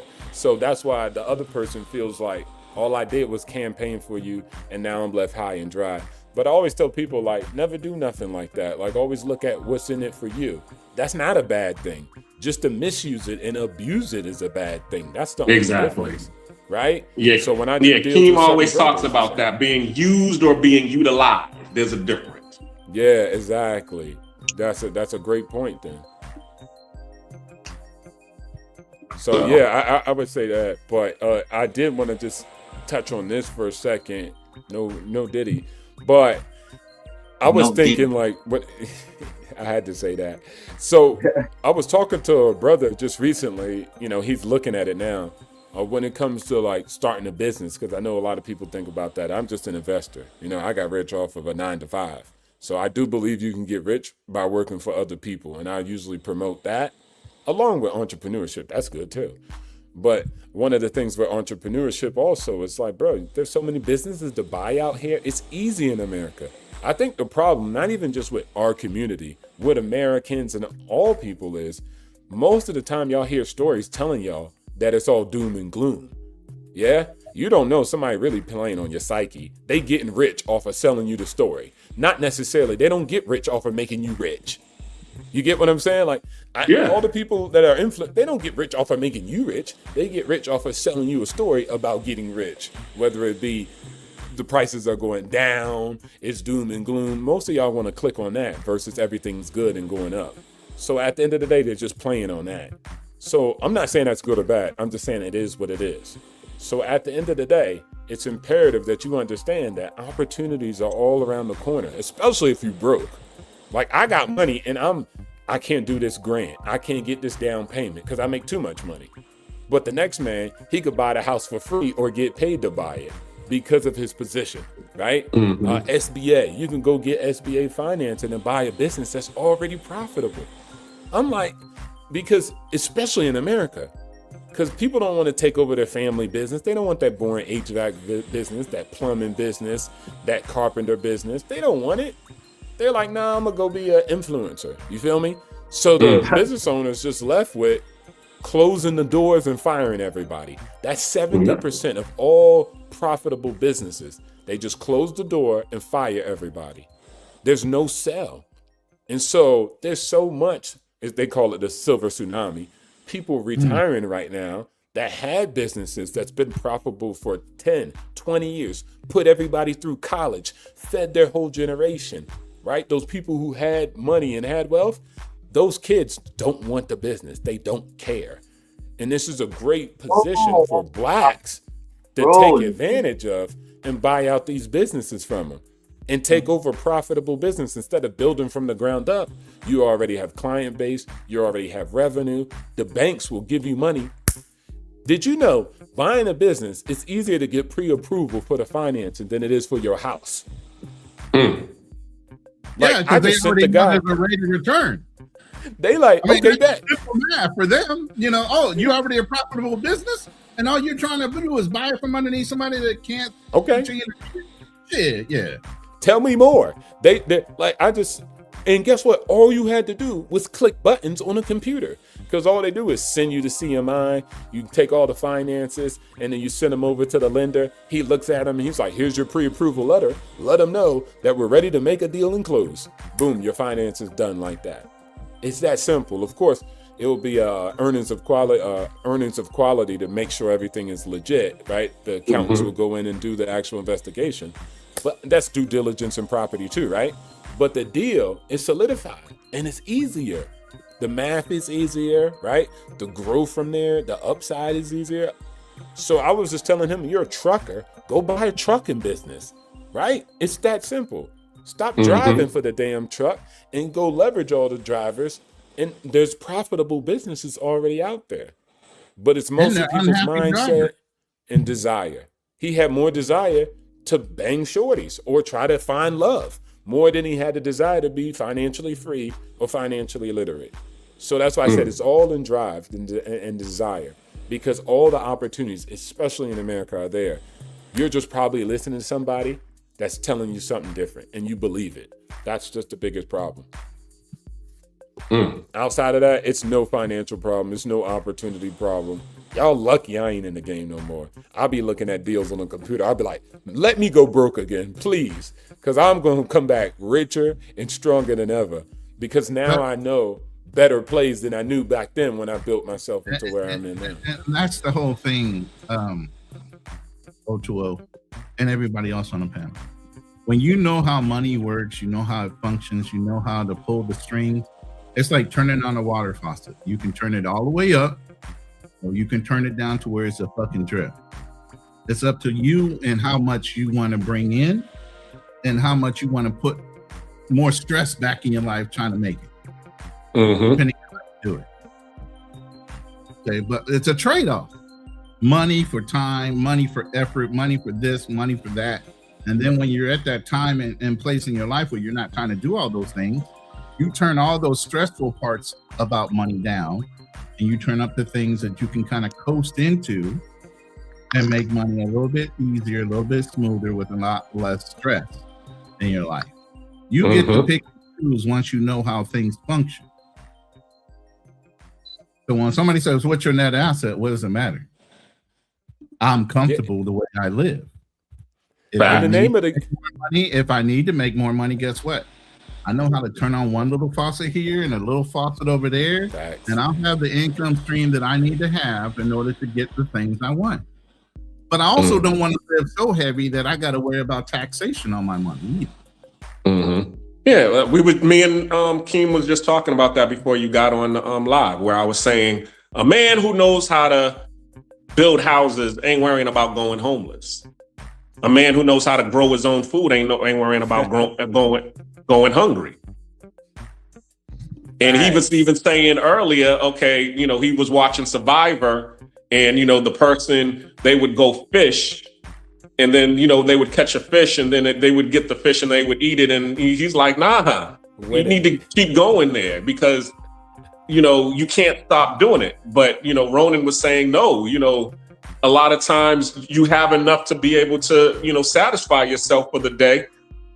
The ocean is always going to be there. So shoot, I mean, it's really a mind of scarcity. You know what I'm saying? Because you're worried that I'm not going to have enough fish tomorrow.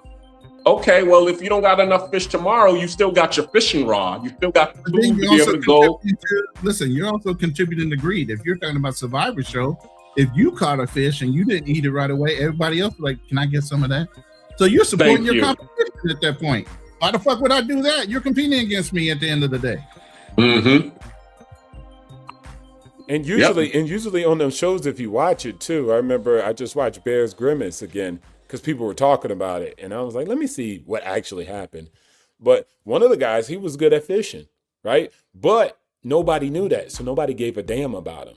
But once he was able to keep catching fish and they knew he was a plug, they was like promoting him. He was #1 champ. They was on his dealios, right? And then, but he got mad too because once he started actually catching fish, everybody was like, hey, he catches fish, so we don't need to think about getting food anymore. So everybody started putting their feet up. And he started getting mad, like, okay, y'all want to be on that? Because he's like, I'm still out here sitting fishing while y'all laying around waiting for me to bring the fish. Even in survival, people get complacent like that. Yep. So you thinking you being the gunner is going to help? Not necessarily. Everybody else can still put their feet up and be like, well, I ain't got to do shit. Black cleaner make the money, so hey. And then at the end of the day, they'll outvote you anyway because now you're a competition to them and they're going to want to get you out. Why are you supporting your competition? Fuck them. Nah, and basically what you said is true stories. But go ahead, King. What I always know how to do, bro, is I always know how to get in where I fit in. If I see, you know, you winning over there, not to say like I picked the angle, but because of that, I always found a way to get in where I fit in. And I played the corporate game before, believe me. I learned all the little tricks of the trade, and I incorporated those in my business, and I moved the fuck on. Right. You know, but you gotta know how to kind of blend in, especially call Generation X not O2O per se, but there wasn't no DEI hire. There wasn't no, you actually had to be 5 times, 10 times better than the next guy, or you didn't get the fucking job in my day. So I had to learn how to blend in. Right. To get it. 21 watching right now, hit the like button.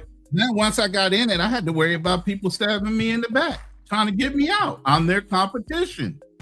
We work for the same company, but it's a numbers game.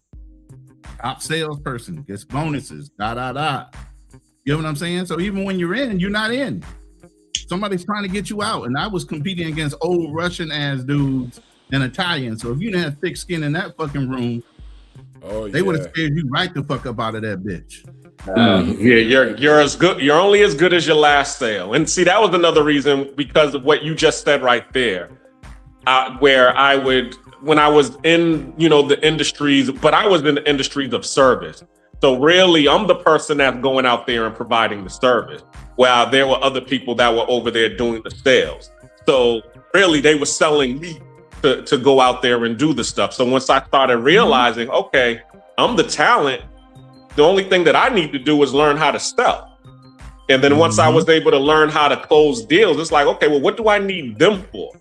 Let me go over here and go fish for my damn stuff. Close your own deals, yeah. Exactly. And that's what I did. I started closing my own deals. I didn't get as many deals as they were able to get, but guess what? I was still able to get the same paycheck, a little bit more, because I was getting all of the money. So I just worked. I had more free time.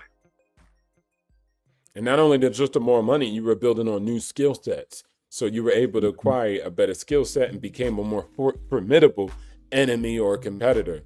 And that's why I say, like, a lot of times people just go to shambles because y'all listening to people who rather hate the play instead of learn the game.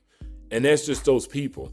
So things ain't working out for them. It ain't panning out right. They broke. They can't even feed their families. And they trying to tell you, hey, man, I know you playing basketball and you usually dribble with one hand, but that's wrong. We should just stop dribbling and should be able to travel. And that's what people are trying to game you on right now.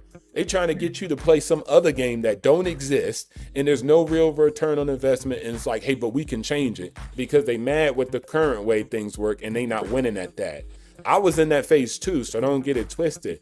But once I got my mind out of that and I shifted, I was like, damn, all I got to do is apply the tactics, apply to the game called capitalism. It's not laborism. So I just got to work myself into a different angle on this system, and then I can get the access to the resources and facilitate deal flow, facilitate families being able to live in places that are habitable, because I'm the landlord, right? I can provide the proper incentives. I can restructure the community. I don't have to wait for Biden or Trump. I can make plays. I could do a moratorium. I could reduce rents during COVID because I'm the owner of the asset. And so at the end of the day, I don't need a committee. I don't need the council. I can make plays if I want to. Shit, the tax laws are written so I can make the plays for my own wealth. The government says, hey, if you put money here, if you put money there, you ain't got to pay us taxes. So I learn how my money decides to move. I invest in the charities I want to create or want to invest in. And then they say, hey, you don't owe us no taxes now. So what I just saw is I had to stop hating the player and learn the game. Once I learned the game, then I was able to be laced with what I needed to know in order to get resources. I don't even call it money, because people be trying to downplay money. Resources. The difference between me getting the treatment I need to being in the suites I want to be in, or just being able to quit on my own terms, or be able to not have to work. Not necessarily, I might like my job, right? But if I break my leg, I can't go to work now. So I take that have to off the board and put myself in a better position to have better negotiation terms and live out a better life for myself and anyone else I decide to extend that favor to. That is the difference. And I say, once you do that, you could create your own Garden of Eden right here on earth. That's what God said. That's what I created for myself. So don't bite the apple. That's what I tell people all the time. I agree. Listen to the serpent. I agree. We talked about that earlier too, about, the wanting more is usually the thing that gets you thrown out of the garden. But when you learn how to appreciate what the garden has to offer, and make the most out of what you've got, then it keeps you in the garden. Or even if you was out of the garden and you learn to appreciate what you got, it gets you thrown back into Talk the to garden. him. Come on. Preach, Black Cleaner. Keep it going. I just left it there, but that was a hell of a build. See, that's why I love sharing this type of stuff with people with good mindsets, because they can add on that. I wasn't even thinking about that extra, but yeah, woo. Come on, Atliv. Talk about a remix. Yeah, that's what I'm talking about. Well, I appreciate it. That was the Swagger remix. Okay, they got a swagger like us. That was the T.I., Kanye and Jay-Z version. Okay. Well, I mean, go ahead, King. Nah, go ahead. No, the only thing I was going to say is because it was just lived experience. Was it you that said there's a difference between life experience and lived experience? That was me. Ronan? Yeah. Yeah, so I say that all the for time. me, go ahead. I say that all the time. Yeah, so completely different. that's what happened with me. It was just lived experience. Once I started to understand, once instead of me chasing the money aspect of things, but actually starting to appreciate what I was given and learning the skills and to be able to do more with the things that I have, I started to really understand that I was already in paradise. It's like, wait a minute. Okay, I got a house for free. What am I over here trying to, run on this treadmill to go get this big house in the mansion? I don't really need all of that. I just need somebody who likes what I got right here. As long as I got the shorty that likes what we got right here, the house that's paid for, the car that's paid for, and we got a business that generates some income, and all we got to do is just take what we got and work these things to be able to get to the paradise that we really want, we're good. Yeah. But what happens is, you meet the Daphne Joys of the world. This isn't enough. I want to be at the Diddy parties.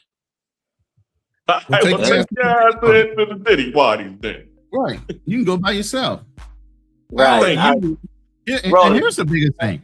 How are you allowing people to come in your environment and tell you how they want to function their lives? Well, go live your fucking life the way you want to fucking live it. But here in my house, there are rules. If you want to be in my circumference, there are standards. You get what I'm saying?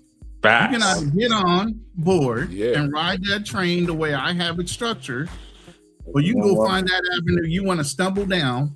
See how many times you get used up, abused, and I don't want to see you doubling back, circling around saying, hey, big head. That shit don't work. I know my true worth. I know my value. And you're not going to tell me anything other than that. I used to tell young girls all the time, I was like, you know how long you going to leverage that beautiful face or body or whatever? Sooner or later, that shit's going to dry up as old. So even if you think I'm a young, old man dealing with young women, man, I don't play that shit. Mm-hmm. That's a short time thing. That ain't a long time thing. You either here for fun or you here to get down. How they say it, get down or lay down? Yeah. That was a Benny Siegel, State Property. But what were you about to say, King? I'm listening. King. Okay. Y'all cooking. I'm listening right now. Okay. But yeah, because I actually had a situation like that happen, on a smaller note where, I went to South Carolina, because I was trying to build this cargo van that I ended up getting. So I brought my girl along with me. And I'm like, all right, I accomplished what I needed to accomplish. Let's go have some fun. So we ended up going to Charleston, South Carolina. And then she was saying, well, it's, there's too many mosquitoes at the beach in Charleston. So can we go to, what's it called? I'm sorry. I've been there. I can't even think about it. They have Black Bike Week there. Myrtle Beach. There we go. So I drive. It was like another 3 to 4 hours from Charleston, South Carolina to Myrtle Beach, South Carolina. We get there like 9, 10 o'clock. I'm tired. I've been driving for like 10 hours. I done did a trucker's route pretty much. We get to the hotel, right? Now this is a walk-in. So the hotel is like, well, we got we don't have that many rooms available, but I'll give you this room right here. And it was at a nice resort. We've been to the resort before, but they give us the terrace level resort. Terrace level room. My girl gets in the room, nice room, double beds, whatever. You can walk right out to the beach. It was actually an ocean front or ocean view. This girl says to me, "Oh, it's only a terrace level. Can you think we could get a room higher up, or maybe like the 10th floor, 11th floor?" I was like, "Yo, you can do whatever you want to do. If you want to go down to guest services and say, hey, we don't want this room. If I put an extra $100 or $200 with this, can we get a better room? Can we get an upgrade? Do it. But otherwise, I done drove 10 hours to get here. We in the room. What you want to do? Because I've already done my part. The rest is on you." Naturally, she gonna get mad. "Oh, okay. It's about you got money. You got money, okay. We get it. We got it. All right, fine. You weak motherfucker." Anyway, so I ended up just going to sleep and moving on from that. But the point was, they always want more.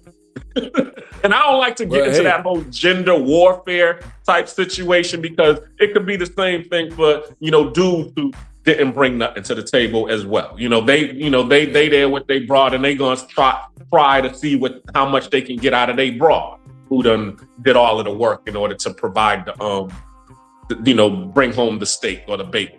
So it happened, as you said, people are people. But at that time, it was her. At that time, it was her. She pissed me off, and I'm like, something, Yeah. I'm telling you, man, I'll just be indifferent to it all. I'll be telling brothers, like, that's the best, because everything I run on my ship is cooperation, not coercion. So it's either you could roll with it or roll somewhere else. And I wish you the best. I truly bless you. I wish you the best. I hope you get the exact life that you want. And there's no sarcasm and undertones of that. I don't even want you circling the block coming for me, because I'm going to be winning in the future. So I definitely don't want you down bad in the future, because then you're going to be like, man, I need to run a play on him. So at the end of the day, I really do want you to win. But I guess our time has passed, right? If you want that reality, then I'm completely fine shutting up and going to Bermuda or goddamn the Maldives if you got the money. I'll shut up and I'll play my role. Right? I'll be a goddamn sugar dude, whatever they call it, right? For the men. I'll listen. But if you ain't got it, then it is what it is. And yes, I got the resources. And yes, I can feed my family. And yes, I could take care of hospital bills. So yes, money matters. So you can't play me in this reverse psychology Jedi mind trick thing.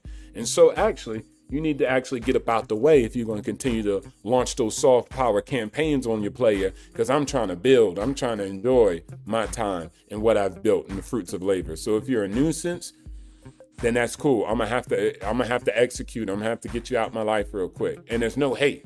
So I think a lot of people just need to have that indifferent perspective. People are gonna be people. They're gonna do stuff like that.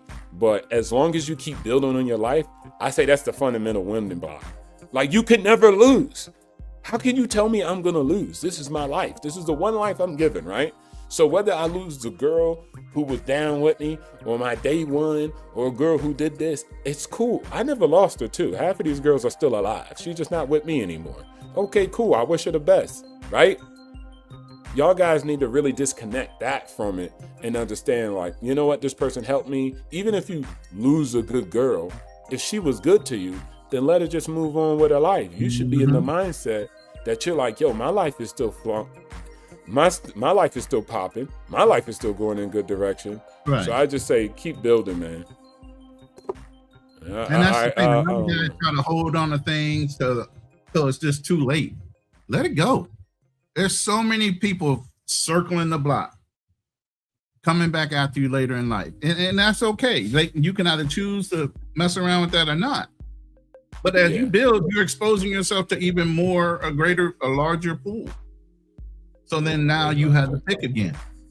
You know, the funny thing that's what you were just saying, because I was just talking to my older brother, because, you know, that's my OG. And he just called me today telling me he was at this restaurant. It's a famous restaurant in Boston, a Chinese restaurant that everybody goes to, and he hasn't talked to, you know, a female that he was dating for 9 years. Wow. You know, he stopped talking to her for about a year now, and she shows up in the restaurant and sees him and wanting to spin the block. And you know, she's saying, you know, she loved him and she wanted to come back to him because, but it wasn't because she wanted to, run a play on him, like some people. It was because when she was with him, just like what O2O was talking about, she was winning in her life. She came over to his table and was telling him, you know, I was able to get out of this apartment and now I got my own, you know, 3 family out here thanks to you, you know, because of, you know, your mindset. I was able to get a promotion on my job and I was able to, you know, get an increase in income. And I just, now I understand, you know, by dealing with a lot of these guys that are out here that are really about nothing, that you really want to be with somebody who's going to elevate you and not bring you down. And I'm ready to, you know, come home. You know, can I get back in the saddle? Because I'm trying to be around that positive energy. And that's a lot of times what happens. That's why a lot of people do spin the block, because, you know, it takes them to go away and see, you know, there's a lot of people that ain't doing nothing with their lives but just draining and seeing what they can get from you versus what they can put into you. Yeah, but the whole thing is, do you open the door and let her back in? You ain't spending the block on me. Well, you know, as my brother, we was talking about it, and he was saying the same thing. He was all like, "Yo, I'm already involved. I done moved on with my life." But at the same time, she's over here like, it's only been a year. You gonna just close the door on me? So my brother. So I was telling my brother, I was all like, "Well, you know what the radio station is, WIIFM. We understand what you're getting from me letting you back in, but what's in it for me? WIIFM. What's in it for me, baby? You know what you're getting from me. What am I getting from you? And if you can't tell me what I'm going to be able to get out, because it's about reciprocity. That's what this whole thing is about. So we already see, okay, you being around me benefits you because you're able to elevate yourself. What am I getting from you besides, you know, some in-house cheek clapping when I want to? Nothing else? All right, well. This is the problem with that. And I'll tell anybody who's listening. If she spun the block on you once, she'll do it again. Because you're willing to take her back, no matter what the fucking excuse is. Yeah, you're right.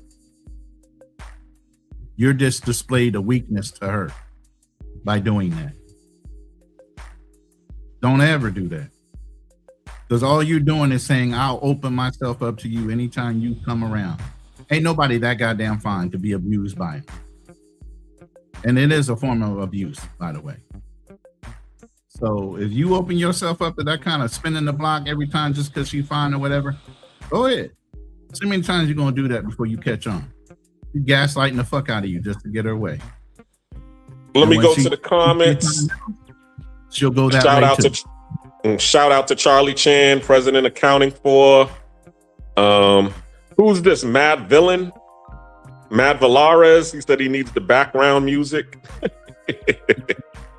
It comes with the kit. Mad Villainy, yeah.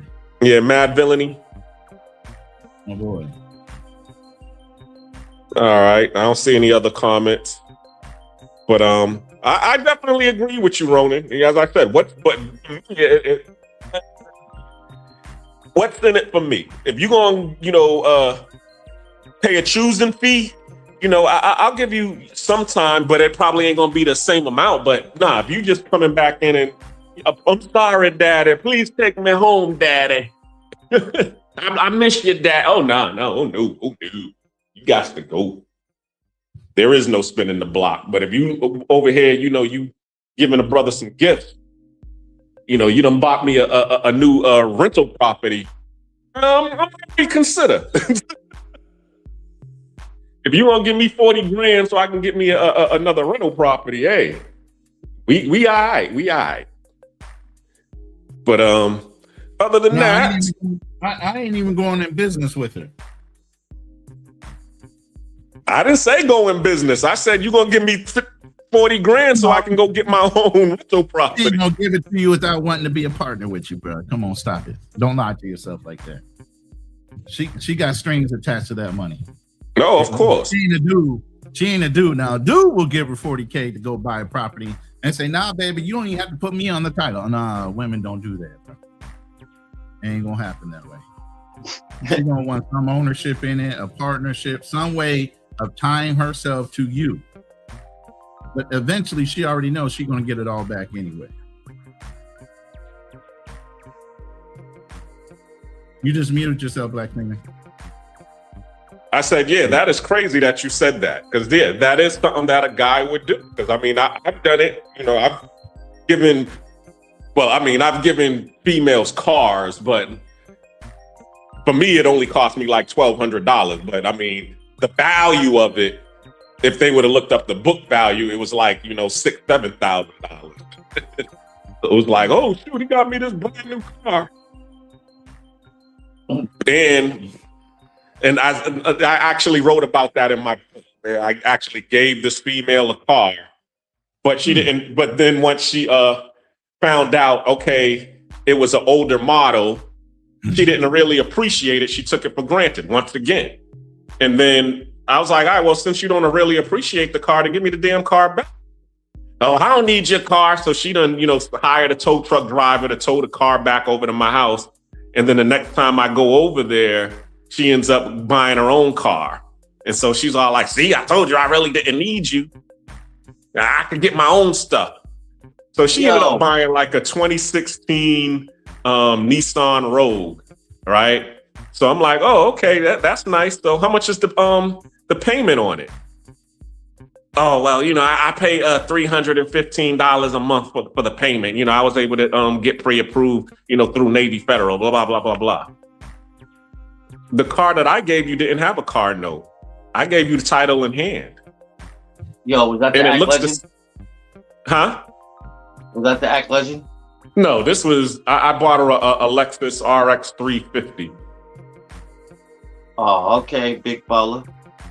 But as I said, it was a deal that I got because my mechanic, she was moving, so she was getting rid of all of the cars that she had on the lot. So when I went to go pick up my Lexus, she was all like, oh, I got to get rid of all of these cars. So do you want this? And I was all like, how much you selling it for? She was like, $1,200. I just need to get rid of it. I'm like, hell yeah. It was tax free too. So, I picked it up and gave it to her. But once again, she didn't appreciate it, because it was an older model Lexus. I'm like, but it looks the same as this Nissan Rogue. I mean, nobody knows that this Lexus is an old one. It looks like it's a 2016, especially with, a lot of these cars, the model, they usually use the same body style. All they do is they just change the number on it. You know what I'm saying? So, but anyway, moving forward.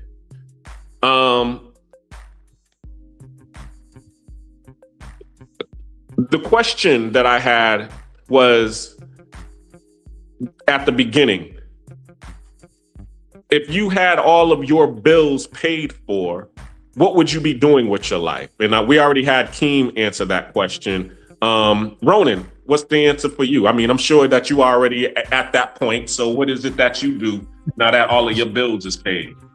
I mean, the same thing I'm doing right now is just adding to income streams.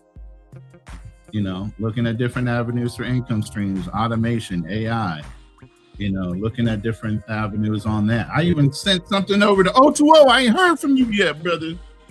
Did you take a look at that video I sent you? Yeah. Hold on. Let me see. What? Before, right? On WhatsApp. Yeah. The one on WhatsApp, the trader AI. You take a look at that because I know you've been picking that around yourself. So I was like, oh, let me have him take a look at this. Maybe that'll help him with his algorithm or something that he might be wanting to do. But I wanted your opinion on it. either way, but yeah, I'm always looking at income streams, and I've always been a guy that I learned systems. It was very easy for me to understand systems and how they work and implement them for myself. So, all I'm looking at is adding to my income streams to where it builds my legacy, and everything's in trust. Everything's ready to go. If something was to happen and I got kicked off and I'm not here anymore, my kids are well provided for. The only thing I'm looking at. So that's mine. Okay. 020, same question. I'm sure that you're already there. So what is it that you do now that all of your bills is paid for and you're, not on that treadmill anymore? What is it that you do day to day, or what is it that you want to do more of? We'll say that. I mean, I be feeling like one of those Mike Jordan, one of them ball playing ninjas, where it's like, if I retire, is the game still gonna love me? So for most of it, I'm still in the game. I still manage my portfolio. I'm still actively, searching what's the next investment. I was just looking at Project Prometheus, trying to invest in Jeff Bezos' next little AI company that he's got coming up, trying to get all the information I need. I just enjoy it. Like right now, I'm sitting at a decade at 42% return in the market. And so at the end of the day, yeah, that's really good. So I want it to be that at 20 years or 30 years. So I want to keep going in this direction of that's having a good return, so I could just sit back and stun on people. Nah, I'm just kidding. Just sit back and just be like, I reached my goal of having a high return above average and beating out the index in the long term. And so that's just something I have fun with. I'm building out my new application, Biz Over Ticker, and that allows you to just learn the fundamentals of any business. But it's mostly for me right now. I'm not thinking about selling it or anything. But right now, I just needed a place I could go to that cuts through the noise, that let me just learn more about these businesses that are behind the stocks and the tickers. So that's what I do, but that's just because it's a passion project. I also play golf. I also go where I want to go when I want to go. I get massages mostly on a daily basis. And so I'll also introduce inconveniences into my life, whether it's my training regimen every morning, whether it's certain things I go through in a personal life. I like that experience too, because it still puts me through some struggle or some obstacle that allows me to level up. So I can't be in 100% comfort, because then I'm not leveling up in any way. So I introduce controlled discomfort in my life in order to actually continue to grow. Yep. So yeah, that's it, man. And the bills are covered and whatever.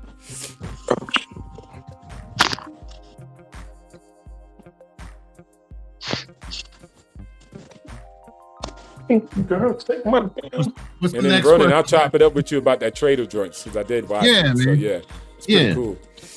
That's what I Shout out to thought. that guy. I was like, yo, man, I could throw a couple bucks over there and see what it can do for me. Yeah, Yeah, right. because And I'm I know hearing learn- so many different AIs that are out there doing that. So I'm like, I'm more into learning Claude Code right now and automation in that respect. And if I know that works, and I know AIs like I do right now, so $40 over there grows it over into something that makes a difference. I don't give a fuck about that. Yeah. If it keeps growing it, I'm good. But that's something we'll talk about on the offline. But Black Cleaner, this is your show, man. Yeah, Take it nowhere. comfort. You don't need to. Yeah, What up, comfort Rico? versus freedom. Yeah, I think it's paused. Comfort to that freedom, man. That's what I say. It's that freedom all day, every day. Shout outs to the comfort, though. I'm not against it. While I sit in a comfortable robe and stuff, I can't. But it's a combination of both, for you and for me too. I'm comfortable and I'm free. It's just a matter of what is your level of comfort. And like you said, you even introduce in your day-to-day in uncomfortable situations in order to cause yourself to want to push yourself even more. You can live in a certain level of comfort to where you get too comfortable and you don't want to do anything. You at least introduce things that kind of make you a little uncomfortable. And it looks like Charlie Chan, as soon as Black Cleaner comes back, he'll pull you up. Charlie Chan's in the back. And I think I always like to challenge things. Let's take it to the next level. Both. Right. And then also, I see it as people often say, like, man, yo, it wasn't easy. I'm like, being broke ain't easy. So if you ask me to choose both roads and both toes, I have to struggle, I have to sacrifice as a brokey and as someone who makes wealth and creates wealth for himself. I'd rather choose the wealth creation path. So both are hard struggles. Like, I be having food, like I came to Switzerland, you know they love Swiss chocolate. So the lady's like, you want some Swiss chocolate? I'm like, nah, I'm good. She's like, what? I'm like, gotta keep the 6-pack. And she's like, what you mean, baby? I'm all Swiss chocolate that you need. Yeah, exactly. This is Americano chocolate. You feel me? So she was like, dang, what you going? My boy Fearless had to argue with me about American chocolate. You know how the American GIs, we did the whole chocolate thing. We would always give it to the kids, whatever country we went into, and they would be asking for it from the American soldiers. Oh, you got any candy? Like, Fearless has to argue with me all the time about something. He goes, well, you know the preferred global chocolate is Swiss. I said, yeah, but Americans made it popular that you give chocolate bars, and it was our chocolate, not Swiss. Give a fuck about the damn Swiss chocolate. It was American that gave it to him, and that's what made it. That's what made the difference. An American gave him that chocolate, not no damn Swiss. That ain't over there helping them do shit. Okay. I'm back on. And also we had to add to the stage Mr. Charlie Chan of Charlie Chan TV. Heary. What's going on? How you doing today, fam? Brothers on here cooking and figure I should get in the kitchen as well. All right. If I can't get a plate. Excellent. Glad that you came. Freedom or both? What you doing? I'm sorry, say that again? You in the comfortable? You in for freedom? Or you in for both? You on that hamster wheel trying to get off? What you doing over there, Charlie? Well, my situation, as I explained a plethora of times before, it's a little bit complicated, which I'm sure everybody's situation is, but mine's a little bit more unique than others. But my thing is, I was just talking to one of the good brothers not too long ago, actually. And my thing is, for me, it is the comfort, but the freedom is more than anything. And I'm pretty sure it's Most Def that said this. He who traded his freedom for peace don't deserve either. So me personally, I feel like I could deserve both, if that makes sense. Okay. It's funny that you just said that because we were just watching a video when you before you got on live. It was a short where Ben Franklin was arguing over that, and actually that was something that Ben Franklin said in the debate. So this has been an age-old argument about freedom and comfort, or freedom and security. Basically, those who trade in their security will lose their freedom by the people who are providing that security for you. Yeah. That's basically what Ben Franklin said. And I also, go ahead, Charlie. No, I was just saying I agree. Go ahead, OTO. No, I also wanted to be like, I want to reframe, but again, this is how I see it. So I'm just reframing it and letting y'all know how I kind of see things. I'd be like, somebody be like, yo, you in the rat race. I never called it that, bro. Like, I'm in the gym, homie. I love this shit. Like, I loved every journey of my life. I never looked at one part and was like, man, I was in the Matrix and I was in the money pit, bro. I was in the Empire. What you mean? I was in the Rome. I was in the Forum. I was in the Coliseum. I was in the library running up a bag. I love that shit. So at the end of the day, I just categorized it in a certain segment in a certain way, and then I took advantage of it. So if somebody was like, yo, you had to go back to corporate America, oh my God. You know what I would do if I was getting paid a paycheck now? Bro, I'd be eating on ramen noodles and throwing my whole check into companies on the stock market. But back then when I was coming up, I ain't know it that much. I didn't have as much game as I have now. I didn't have as much skill set and information. So I love it. I love it. I don't call it the Matrix. I don't call it none of this shit. I call it the Empire. That's where I get my money. That's where my resources reside at. That allows me to live like a king anywhere on this earth. So I'm cool with it. I love it. You get me? And then the job put me on. I used to send gift baskets to HR every year. I used to hit up HR and send them gift baskets. And they'd be like, Bird, you ain't got to do this. I'm like, yo, you gave me a job. You ain't have to give me a job. How many applications you see? You gave me a shot to feed my family, feed myself. So I'm grateful for every opportunity. I'm not like most motherfuckers that think you owe me something because I'm working at you gave me a job. Like, that's a certain mindset people walk around with. I knew a dude who was mad at a guy, was like, oh yeah, this guy's supposed to give me a job, but he told me I had to call him by Thursday. And I was like, yeah, what's the problem? He was like, why I gotta call him? You supposed to be finding me a job. I'm like, yo, how entitled does a motherfucker gotta be? Ungrateful.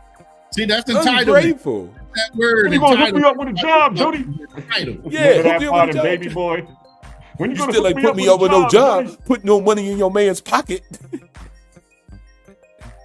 That's I was crazy like, work. come on, man. And then how many millionaires you got on, bruh? I count at least 3. So it's like, damn, bro, you getting mad at the guy for not calling you to give you a job, and he running a business. Like, come on, man. But that's people's mindset. That's why when people tell me, oh man, everybody ain't got money, some people struggling, I don't give no sympathy. I don't know. I gotta get to know them and know why. Because they might deserve that goddamn, suffering that they live in. Because they are some insufferable people. You gave them access to money, it'll probably amplify their poor character. So I don't know. I have to know them. I'm not saying the rich are good just because they're rich, right? But at least they added value to the market in some shape, form, or fashion. And so at the end of the day, I always say I reserve my right to just sit back and retwist and redesign. Like Nipsey Hussle said, I'm self-made. What does that mean? I design myself. I design everything I believe in and what I think. And the way most people got things set up in their mind, that's why they lose it. They see it as a rat trap. They see their life as a struggle. It sucks. So if you see your life as a sucky rat trap, then your life, you're going to live as a rat. I like that. Bars. You are as you thinketh. Yep. As a man thinketh. Yeah. Hey, you know how people say, oh, I'm going to manifest it. Yeah, keep on manifesting that negativity. See what happens to you. Facts. And then when I say all this positive shit, they be like, man, you just optimistic. You ain't got no critical analysis. All right, let's say I don't. Where has your critical analysis gotten you? You don't, oh yeah, I'm just a critic. I look at data and statistics. I look at the facts. Okay, look at your life. That's where your facts and your analytical brain has gotten you. And look at where I'm at with my overly optimistic mindset. Okay, cool. Like Elon said, I'd rather be an optimistic and wrong than be a pessimistic and right. That's me. I like that.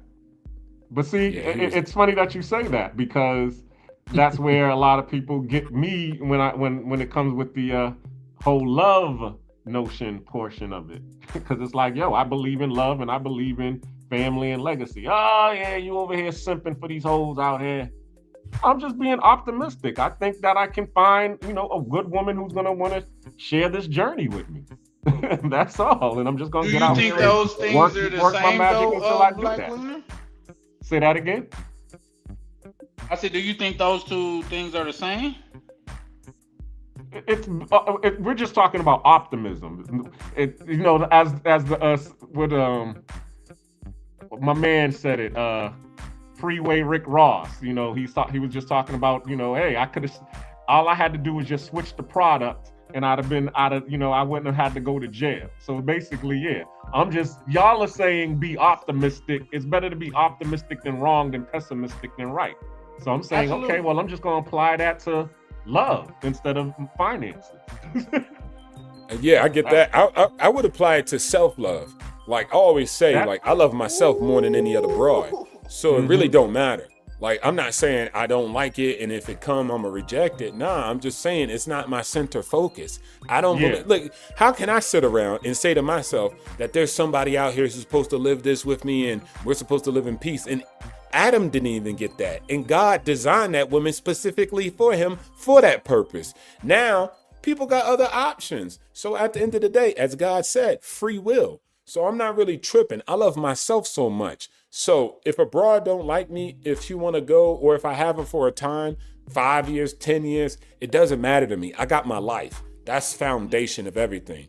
So I just say, man, a lot of y'all men just gotta love yourselves. I know it sounds like kind of crazy, but y'all got a lot of self-hate. Y'all be looking for love externally and not focused on you. Y'all, the shit y'all be saying be wild. Y'all be wanting to be with a broad that don't want to be with you. Like, that don't even make any sense. I only want to be with a broad that want to be with me. I only want to be with a girl. She deserves you. Get the hell out of here. Fuck all that. I don't chase nobody. I don't do none of that. I want to be with a girl that chase me. She want my dirty drawers. She want to smell them. She want to be inside my skin. I rock with who like me. I don't rock with who I gotta convince to like me. Then shout outs to Go the Game, but he said this, like, y'all be trying to be like, go get the girl, go chase her. And then once you get her, quote unquote, you get her, right? And she's like, okay, I like you, I want to be with you. You like, yeah, lead. I'm the leader now. Now you follow me. That don't make no sense. You had to chase her to get her. So you ain't the leader now. She the leader. Yeah, like, it don't make no sense. You can't just turn around and be like, all right, now that I got you, you follow me. I'm the leader. I'm the man. Like, nah, she got to choose you. You know, like, choosing signals, right? Choose who like you, not the one you like. And so at the end of the day, that's just my operandi modi, because I love myself. So now me and the girl got something in common. From the jump, she like, I like you. I'm like, damn, I like me too. We a good couple. That's a fact. Yeah, nah, I feel you. That's some real spit there, OTO. Hey, that's some real life. You feel me? And if you get it, then you get it. You know what I'm saying? The game is to be taught, not sold. So if you really get that shit, then you can understand it. But if you don't, then hey, best of luck. All right, I got this video on board. I want you all to give me a reaction to this video. Tell me what you think. Hold on 1 second. He was talking about it. I gave the description, but here it is in full view. Beautiful beach in a small coastal village. He noticed a fish in a small coastal village. Hold on. There we go. One sunny morning, a businessman stood on a beautiful beach in a small coastal village. He noticed a fisherman sitting under a palm tree, relaxing after catching a few fish. The businessman asked, "Why aren't you out catching more fish?" The fisherman smiled. "I caught enough for my family today." "But what do you do with the rest of your time?" the businessman pressed. "I sleep late, play with my children, take a nap with my wife, and in the evenings, I sip wine with my friends and play guitar," said the fisherman. The businessman laughed. "If you fish longer, you can catch more. Then you can buy a bigger boat, catch even more fish, start a fleet, open a factory, and move to the city. You could become rich." "And then?" asked the fisherman. "Then," said the businessman, "you can retire, move to a small village, sleep late, play with your kids, nap with your wife, sip wine, and play guitar." The fisherman chuckled. "Isn't that what I'm doing now?" The businessman paused. For the first time, he realized the irony. The life he was chasing was the life this fisherman already had. Happiness isn't in more, it's in enough. What are you really chasing? If this story... Perfect analogy. Perfect. So what do y'all think about that? Let me get a reaction. Garbage.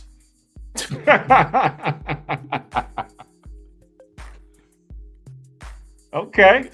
Hot garbage. OTO? That sound like Africans. Just sit around and just let the fruits fall from the tree. And I get you, guess what?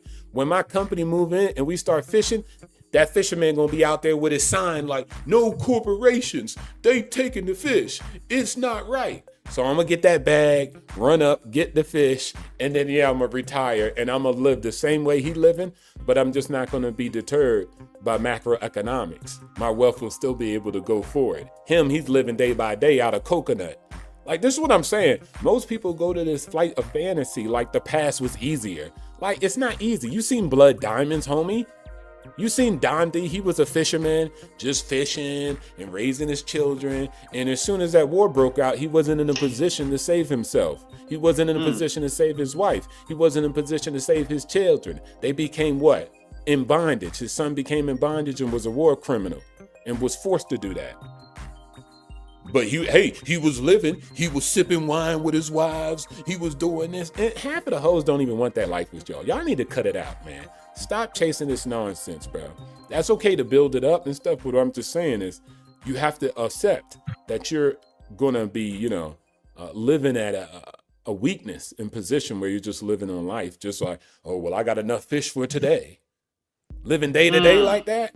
We men, we supposed to be thinking out 100-year session plan. What is this guy doing for his family? He's just thinking day to day. I'm just getting fish and drinking wine and shooting the shit and smoking Marlboros with my.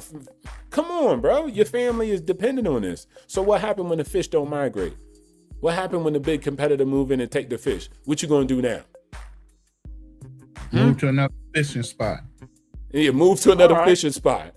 He gonna have to find another fishing spot. And I'm gonna be there too. And guess what? He could come work on my boat. Here's the thing. Let me say this, Ocho, and I agree with you on a lot of things. Yeah, go ahead. But the fishing is taught. Basically, what he's saying is, I have a comfortable life the way it is right now. All this other drama, all that is yes, I can earn more money. Yes, I can be competitive. Yes, I can go a major corporation. But it's all to get to where he already was, right? But he just has more wealth behind where he is. There's a thing called not only wealth, but quality of life. There's another like a little meme or something going around about a rich dad taking his son out to the countryside to show how the farmers live, right? And how those families exist. While the father thought the son was going to see everything negative about how poor they lived and all the animals they had to care for and how they used their time, the son saw a family spending time together, working together. They had all these animals they could play with. The son saw the adverse to what the father was trying to teach him. They actually had more time for each other. And they did things together where, because you're wealthy, I don't never see you because you're at work. I don't have any animals. I'm by myself most of the time because you out there trying to get it.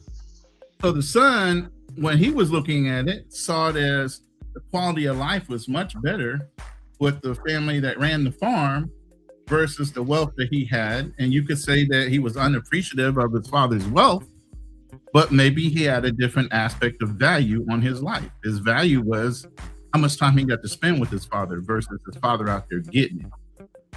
So in different times in different life, you have different aspects of what your quality of life should be. You know what I mean? Yeah, that's some dumb shit women be selling to men. Listen, bro.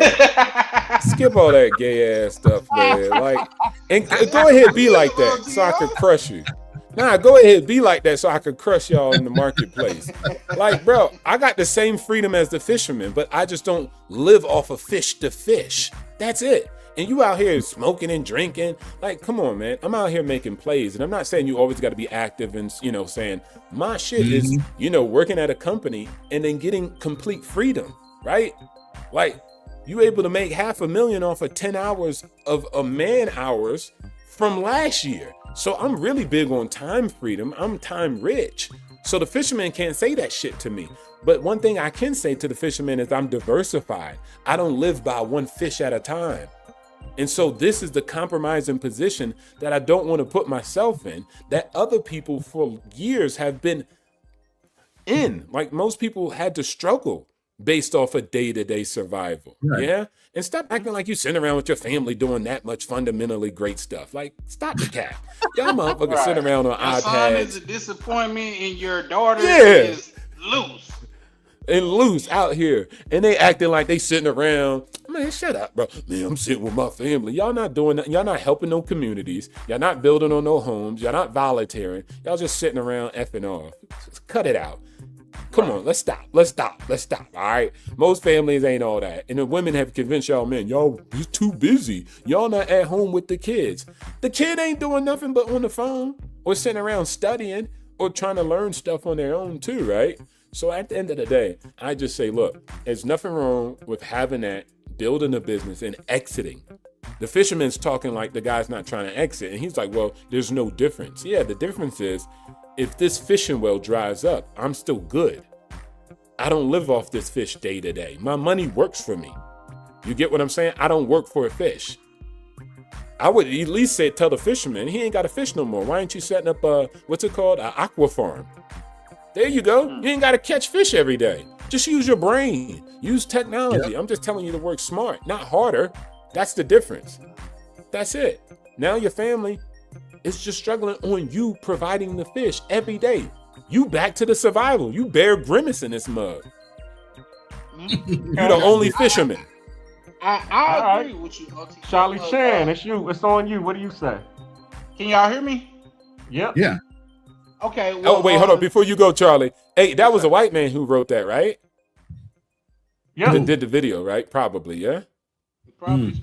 But that's an old story. That's like I say, Okay. I heard that story many a times. And 2 points I want to make pertaining That sounded like somebody from a 2-parent household family that said that too. And he had a good upbringing, but go ahead. right. Pertaining to what OTO said earlier, just like how he was describing moves, it sounds more like one of the philosophies that I try to adopt. Life is only 10% of what happened to you and 90% of how you react. You know what I mean? So there's that. Like, you could look at it as the greatest thing that ever happened to you, or you could look at it as the worst thing that ever happened to you. Now, I'm saying all that to say, it's all in how you look at it, because when I first heard that story outside of this, what you just played, it was as if the fisherman had already did everything that the salesman had tried to get him up to do, and he slapped him. This is what I get from the fruits of my labor. I've already done all of that. I've had the fleets. I've had the fish and stuff like that. I got boats working for me, and this is the fruits of my labor. So maybe that's what I got from it, doing other stories that I would watch. But with that aspect saying it looked like it was a kindergartner telling a 6th grader how to move around. Hey, Charlie, what are you gonna do? What are you gonna do when one of his kids get their ankle broken or they need to go to the hospital? What are you gonna do? Bring a fish? Right. Come on, man. Y'all motherfuckers ain't even thinking. Power. You ever heard of the barter and trade system? Come on, man. Stop it. Y'all tripping. Y'all heard it. Y'all. Oh man, that story sound nice. He do have what he had. No, he don't. Cause come on, No, what I'm you saying can't be is- living off no fish every day. Like, what I'm I know saying fishers is, in Thailand. when I first They heard struggle, the bro. story- I know No, fishers in Thailand. They struggle. Yeah, for sure. And I know catfish farmers down south that do well for themselves. But what I was saying is, when I first heard the story, it's like the man that he was talking to had already ran that course that the new salesman was trying to relay to him. Like, I've done all of that, and I've ran that course already. So now I'm back here living off the fruits of my labor. That's what I got from it, from another story that I watched that was similar to that. Okay. So is that what your answer is? Yeah, and if that's the case, that's what I'm saying. You're looking at it 2 different ways. If I'm looking at it the way that I just described, it's a young man beginning his journey, telling an older gentleman that have already ran the course that he need to run, how to run that course, and he haven't ran it yet. Because if he did, believe me, he wouldn't be on the bank of any ocean or anywhere fishing, telling him how to be a big corporate man if he was that corporate man himself. I land there. Okay. King, did you want to chime in, or are you good? Team sleep. Okay. Well, I wanted to get King, to this. he'll duck off right quick, so he'll be back. That's what I said. Yeah. He over there. Take Ronan, the- did you say something? A black cleaner? Did you go? Yeah. Well, Black me, King. I'm the type of person where because I've done some of the stuff that they was talking about, where I just give an example. Okay. I get out of the military. My mother passed away. I inherited her house to rent. But of course, I'm like, all right, well, shoot, like what you just said, O2O. Let me get out here and get it on my own. I don't want to live off of my inheritance. Let me go and do it. So I go to work, get a job, start running on the treadmill in order to pay the more, to pay the rent that I was having. Get a girlfriend where, she ends up having a baby. I end up, moving down in Atlanta, buy rent an apartment, get another job, start a business, buy a house, living this life.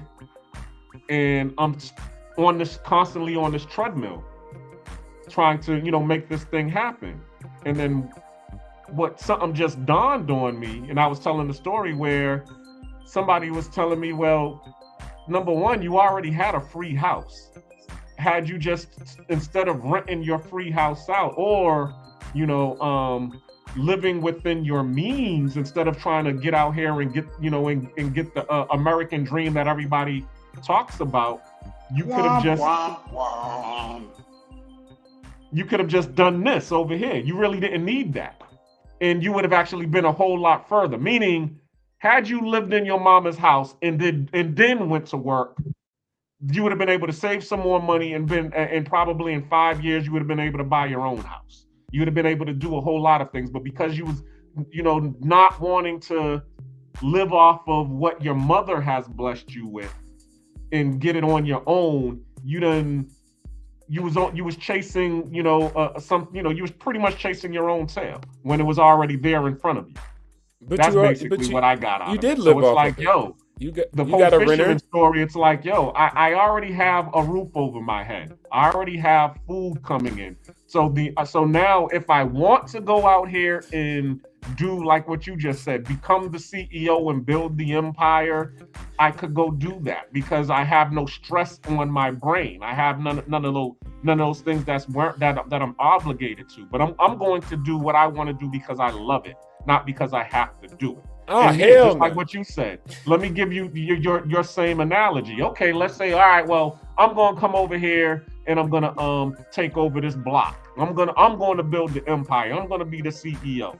All right, well, cool. Me and my family are gonna pack up my hut and we're gonna go find another area where that is safe, and I'm gonna go continue my life doing what I was doing before.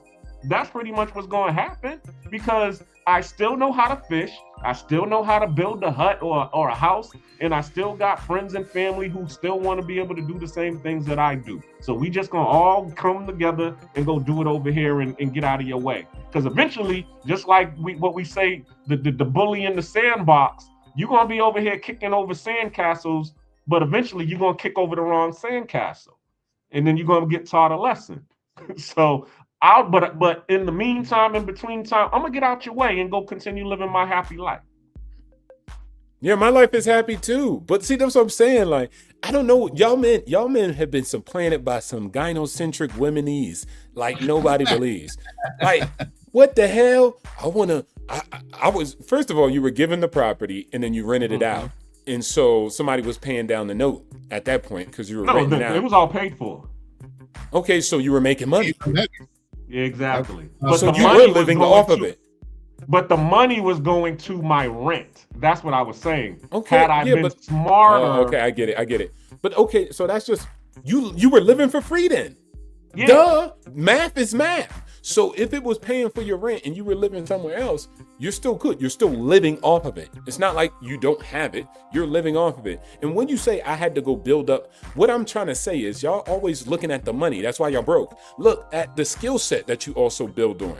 So when you go out, you're also acquiring skill. You're a grown man. You have to go out there and acquire skills. So looking at working and doing all these things as a net negative is a bad mindset, especially when you're saying, well, I don't love it. It's not my passion. Hey, y'all gonna have to grow the fuck up, man. I gotta do a lot of things in this world that I don't have a passion for and I don't love.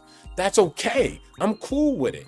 That makes me disciplined. That makes me a formidable enemy. That makes me have better skills. I have to evolve and adapt. You guys want to come out the coochie, have a house given to you, and be able to frolic on the land and eat free fish.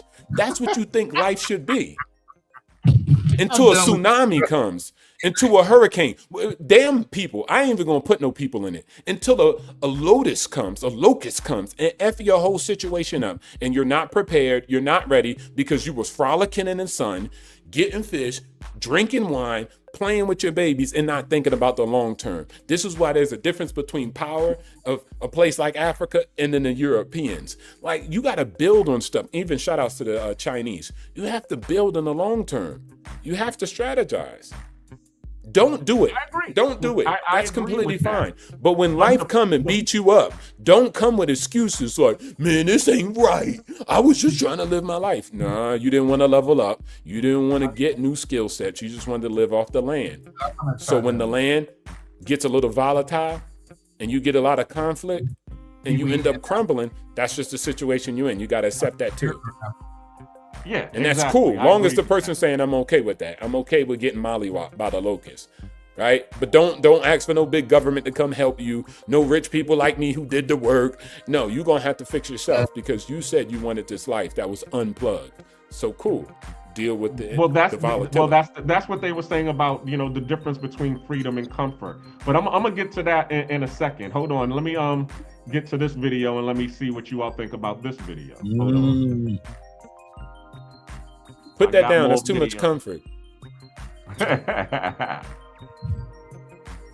The Wolf and the House Dog. A lean wolf struggling to find food met a well-fed house dog. The dog boasted about his easy life, suggesting the wolf could enjoy the same comforts by serving humans. Intrigued, the wolf inquired about the dog's life. The dog described a life of luxury in exchange for minor tasks. As the wolf began dreaming of such a life, he noticed a worn mark on the dog's neck. The dog admitted it was from a collar. "What? A chain?" cried the wolf. "Don't you go wherever you please?" "Not always, but what's the difference?" replied the dog. "All the difference in the world. I don't care a rap for your feasts, and I wouldn't take all the tender young lambs in the world at that price." And away ran the wolf to the woods. Morale: there is nothing worth so much as liberty. In a peaceful monastery, a monk had a small bird in a cage. It would sing every morning and watch the world from behind the bars. One day, a young student asked, "Master, why do you keep the bird in a cage?" The monk smiled and said nothing. He quietly opened the cage door and waited. The bird looked around, flew out, and circled in the air. But after a few moments, it flew right back into the cage and sat calmly on the perch. The student was confused. "Why did the bird come back? You set it free." The monk replied, "It's because freedom can feel scary when you've lived your whole life inside a cage. The cage may be small, but it's familiar. Outside is big and unknown. That can be frightening." The student thought for a while and nodded slowly. Lesson: sometimes we stay in our comfort zones not because we're truly happy, but because we're afraid of the unknown. That's some bullshit. Real Huh? That's some bullshit. You No, comfortable it with ain't. that I fuck cage? with that one. That's You the comfortable best in one. that I fuck cage? with that one. Nah, you comfortable with that cage because you've been conditioned to love that cage. Just like you were conditioned as slave to love that slave master. You were conditioned to love that cage and being in it. That's why you were comfortable. Yeah, I agree. But that's what he said. He said about, you know, being No, he said comfortable it in a because cage. you are in fear of being free. Ain't nobody fearful of being free. You have to be conditioned not to want freedom by being left in that cage. Well, it's pretty much the same thing as what was going on with the dog and the wolf. It's a play on perception, man. It's a play on perception, brother. Hell no. The wolf is free. But he has to sacrifice. No, I'm talking about that bird. Being able to That hunt whole for bird himself analogy is some bullshit. Say it again. That bird analogy is some bullshit. That's conditioning, bruh. There ain't nothing about being fearful of being free. That shit was conditioned to love that cage. That's why it comes back. I get you. I understand you. But what we're Black saying is Kid was like, they both are get the you. same thing. The person who the wolf, the dog with the collar on, he is loving his comfortability. Matter of fact, I actually have a video on that. Because he's being fed, he's being taken care of. But he got the collar around his neck to prevent him from going anywhere. So as you said, it's the same thing as the bird in the bird cage. The bird is in the cage. He's being fed. He's being taken care of. And then as soon as he opened the doors and say, "Hey, I set you free," the bird is like, "Oh shoot! If I go out here to go fend for myself, now I gotta go, feed myself. I gotta, find my own water. I gotta do all of these things on my own." Nigga up on that nag? Who's that nigga on the nag? Okay, Steven. You get what I'm saying? I'm down, Steven. What do you say about it, Charlie? Charlie there? Yeah, I am. I'm just parking. Give me 1 second. Now, that's the beautiful thing about these panels, in my opinion, is because I would have never thought to think about it from Ronan's way, and I think he definitely got a great point. But at the same time, from what Ronan was saying, what's the condition of this bird? Was he born in a cage? Was he like captured from freedom and then put in a cage? Like, we need more context from Ronan's standpoint, right? Either or. I mean, as he said, it's not either or. It's not either or, and I'll tell you why. Because a slave that was born into slavery is different than a slave that lived a life and introduced to slavery. Those are two different slaves. They have two different mindsets. They have two different wills. They have two different worlds. It's not the same. Somebody that ain't never experienced freedom won't miss freedom. Somebody that's been free and put in a cage, they're gonna miss that freedom. Exactly.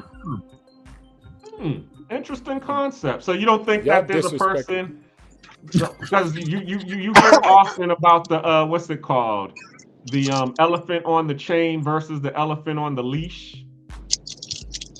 Is there a difference between the two? Yeah, gonna hold you tighter. You still tied the fuck up. Well, a chain and a leash is fundamentally different. I'll tell you how. Because what that chain is just a remembrance from that elephant being a baby and hasn't been able to go nowhere. That's why they say elephants have some of the greatest memory, because they still think that they're bound by that chain, which we all know elephants are some of the most powerful creatures walking on Earth. So they wanted to, but if you was to have a collar on there, that by that definition is like you have something around their neck that control them and how far they could go. Nope, it's conditioning again. That's what I was trying to explain. The whole thing, whether the person was born into the condition and he didn't know anything else, or he was broken into the condition. Conditioning is still conditioning. That's what I was trying to get. I would also, like, I get what everybody's saying, and I think it's a multivariate, like, there's a lot of variables in it. But absolutely, I think what Ronan's trying to just articulate is a deeper thing, which is the conditioning, right? Even if the bird was free before, it could still be conditioned later, right? So it doesn't have to be at birth. That's what I was trying to get at.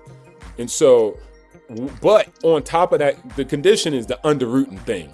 It's the bottom, it's the foundation. But on top of that, when the monk said, like, it fears freedom also, that's a side effect, right? It fears freedom now because of the condition. So kind of like when the slave goes to the rest of the slaves, like, let's break free. They like, why? What's better than this? This is freedom. We got free food. We got free this. Master thinks about everything.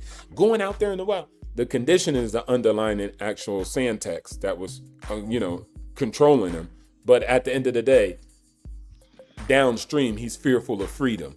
He can be conditioned to be fearful of freedom. So yes, the condition is everything. And it really don't matter when it starts. It could be later. It could be at the beginning. Conditioning just works, period. Because that's how the human mind works. So shout out to the conditioning. Right. And I don't know if it was a tick, an ant, or something that it's a jumping thing, a grasshopper, whatever. It's kept in a jar. So it's conditioned not to want to jump as high as it possibly Yep, that's a grasshopper. I heard that one. Yep. Right. And then it has babies. So the babies are now conditioned not to jump so high.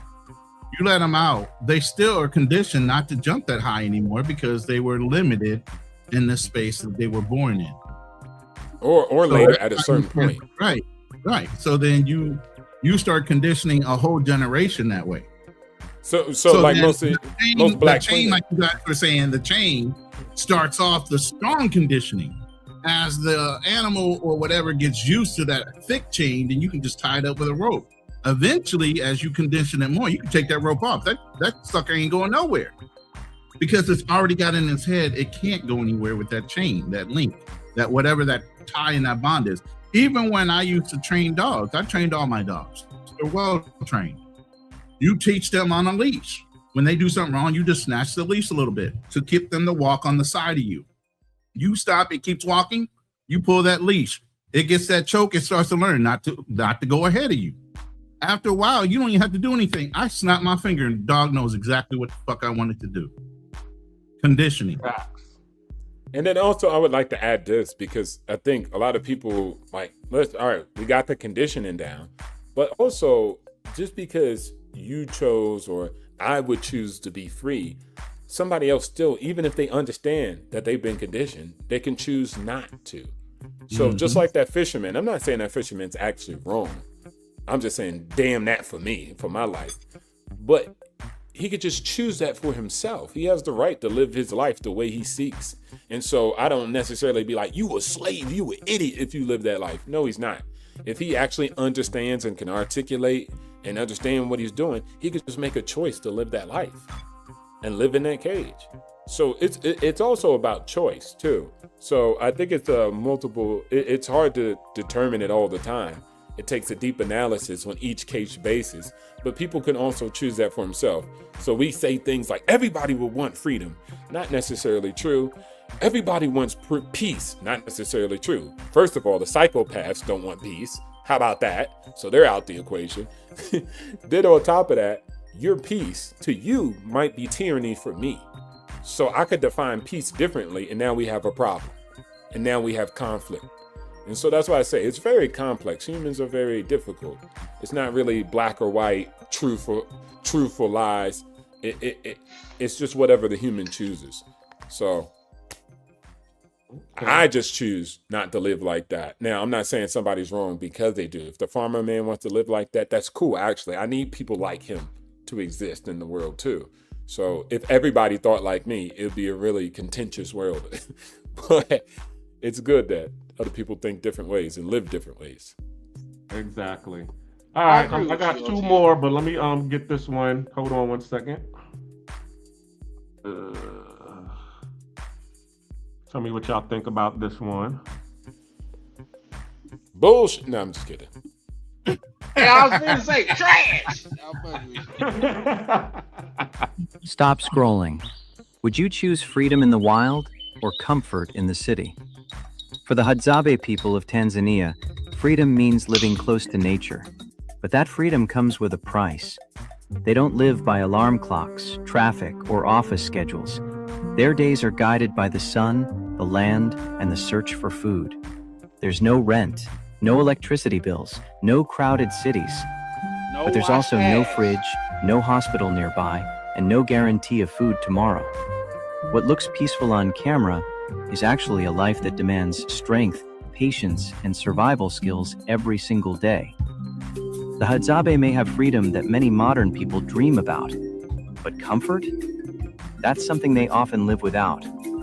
So be honest, got a line. Which would you choose? Freedom or comfort? All right. I'm calling how Cap. they connected to the, they got an iPhone. I was just gonna say that. I called Cap. Oh, bro had a crispy ass line too. Nope, I call Cap, bro. Them niggas from California somewhere, bro. That's yeah. Huh? Well, I call actually, Cap, if you come to Panama, they have a whole indigenous tribe that they can bring you to. Called the Well, Inveras. here's the They thing: got a if the couple of whole tribes tribe out got iPhones, I'm not gonna think they too indigenous. I'm just saying.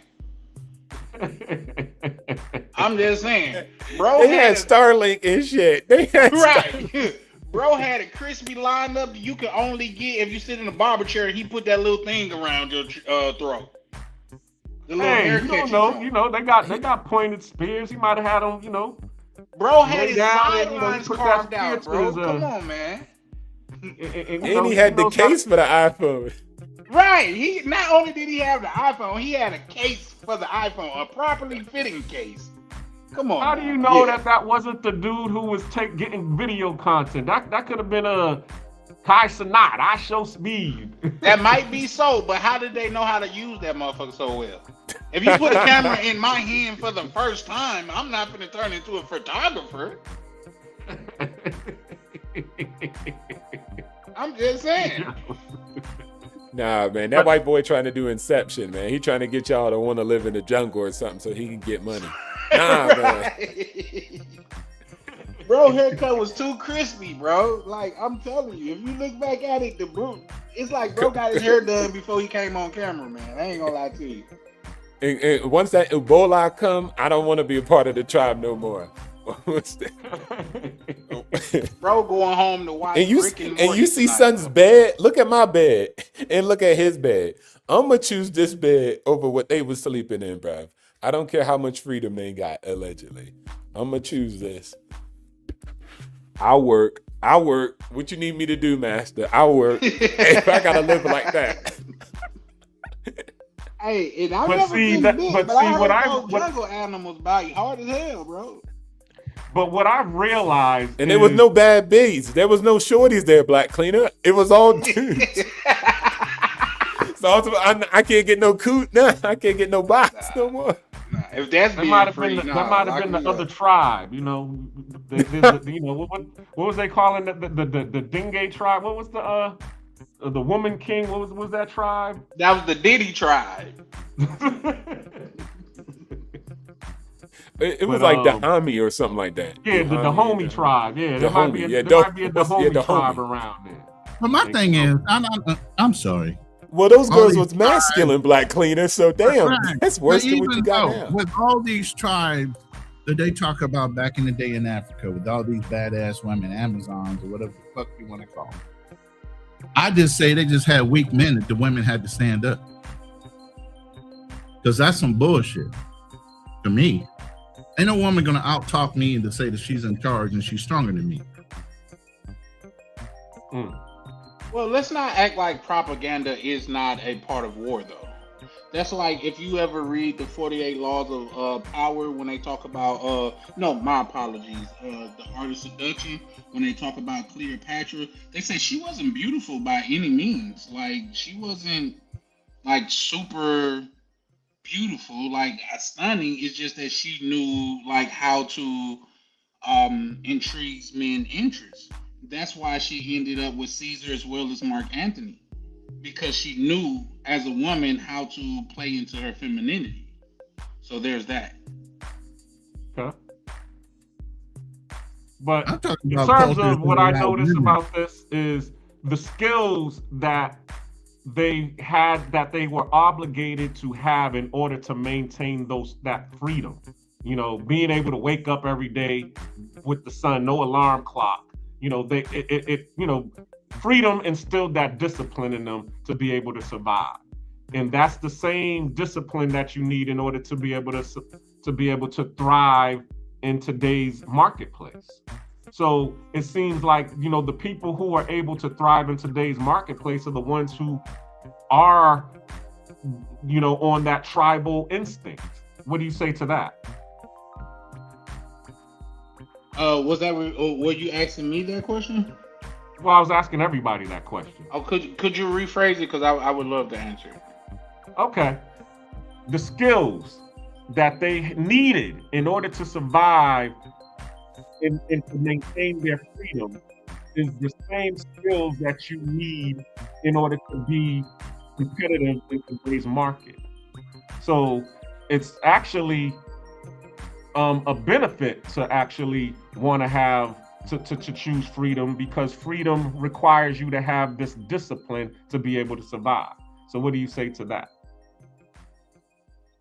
Well, yeah, with certain things, just like, let's just think about it like this. Yeah, they don't have to wake up at 6 o'clock in the morning and go to work, but they also don't have running water. To get certain creature comforts, you got to give up certain things. That's just the way the world works. That's just like somebody was talking about, oh, they're selling fruit. The fruit come from the earth, it should be free. But yeah, this person that had to grow the fruit, the person that had to go pick the fruit, the person that had to acquire the land for the fruit, that wasn't free. Exactly. So, like, yeah, you wouldn't have no bills if you want to go live in the woods, but you're not gonna have running water neither. Pick your struggle. Exactly. But as I was saying earlier, the person who knows how to be a plumber, he ain't worrying about running water because he gonna build that. The person who knows how to build the house ain't worrying about being homeless because he already knows in time I'm gonna have I'm building this house right now, and then in time I'm gonna have this house. It's gonna be all paid for, and I ain't gotta worry about nothing. I'm gonna be over here living free. So that's the key right there. Say it again. Plumber gonna have to worry about, and it works well until somebody that's more powerful with more firepower come take the house that you built. Okay, well, guess what? He didn't take my skills. Yes, he did, because I might have made you a slave. Build me another house sometime. Right. He made you a slave, and now you building houses for him. Yeah. No, I'm not. I because I'm free. I'm okay. You done came over here. I took your freedom. Block. All right, now I could either, fight you. You know what I'm saying? And okay, you probably might outnumber me or whatever. Or I can say, all right, well, he over here, he got more power than me. I'm taking off running. I'm gone. I'm out of here. There's a big world out here. You know what I'm saying? Yo, Black now, Lid. okay, he in motherfucking Thailand. He the tyrant of Thailand. I'm over in the DR building houses, chilling. Who you think you is, Mario and Luigi? Yo, you're not getting out free, man. Look, if they do know how to plumb, then he got an electrical problem. Like, listen, I think that, first of all, that's a lie too. Those guys had iPhones, so they did have an alarm clock. But at the end of the day, all these different types of things that we desire, like, oh man, I'm just completely free. I know how to plumb, or I know how to electric. That's cool. I'm not saying that's wrong, right? All I'm just saying is diversify, right? Have skill sets, live in the future, also in the present. You could do both at the same time. I think it's a over exaggeration of doing both. An extreme on my end, right? An extreme on that guy who's just a fisherman. There's a good mix between both, and then there's an off ramp because we live in 2026, right? And so I don't preach hustle just to hustle and you a punk. I'm always talking about the off ramp. Whether you're an entrepreneur and selling your business, Ronan was just saying that, or whether you're a 9-to-5 and I'm telling you of owning assets and being able to unplug at a certain point. I'm always talking about unplugging and exiting. So it's different than all those examples. Those guys and all those examples are just extremes. It's either you work for money and you never quit and you always hustling, and then another guy who never thinks about the future. He just live on the lay of the land because everything's provided off the land, and it goes straight to utopia. But let me take this another step further. Oswald. The man never asked him what else did he do for his money. He just said, let me teach you how to make money off of your fishing. That man could have been a day trader and just goes out to fish afterwards. Like you gone. And nobody asked him that particular question.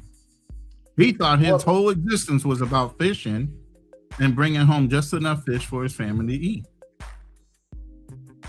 Well, once again, that's the depiction of that story right there. But the one that I've seen, it was of the guy that the new business guy was talking to. He was essentially retired and had done all of that the new business guy what had proposed. Like, I have already done it. Yeah, that's similar to what I'm trying to say. How do you know what else he did in order to get to that point where all he does is fish? Right. That's a fact. Like, he just looked at him and assumed like he's a bum on the rocks. But I can tell you this from being in reels and things of that nature, especially reel is one of the largest ones in the Midwest. Man, you'll be in one of those meetings and it'll be a dude that's like look like a regular individual that say he got what's the time period to when you sell a property, you got to get into another property before you have to pay taxes on it. I forgot what that's called or whatever, but he said, yeah, I got $6 million I need to spend before this, that, and the third. And you would never known that he was he had access to the 1031. Money. 1031. There you go. Or he could do a reverse 1031, but yes, 1031. that's a little bit too advanced for me, OTO man. I just know what I know and that's it. You know what I Yeah, mean? yeah, I'm yeah, trying to yeah. I learn got some you. more. But yeah, so I'm just saying that though, like you wouldn't believe that this guy had that access to that money if you judging him off of his appearance and what he drives. Some of the richest people I know, you wouldn't be able to tell by just looking at them.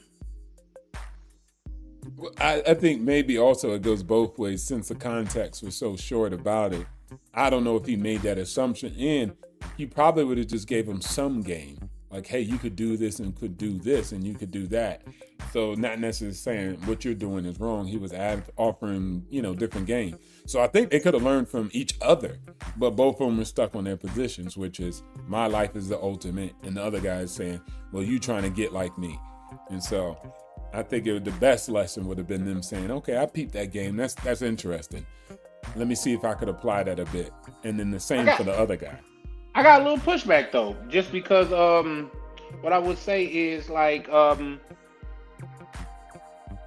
who's out there like say if he's really who's out there really out there in suits on the fishing bank giving, hey man, you could be a commercial fisherman because you got one reel in the water and you out here drunk on the bank. Well, like how often does that happen? Does that really even a lot happen? of times? It does. A lot of Because you have a times. lot of Yeah. CEOs that come on vacation. And they always talk like that. Ben Mala's a good example. He's a big YouTuber. He's always talking to normies. Like most people think like rich people are like untouchable. They're regular people.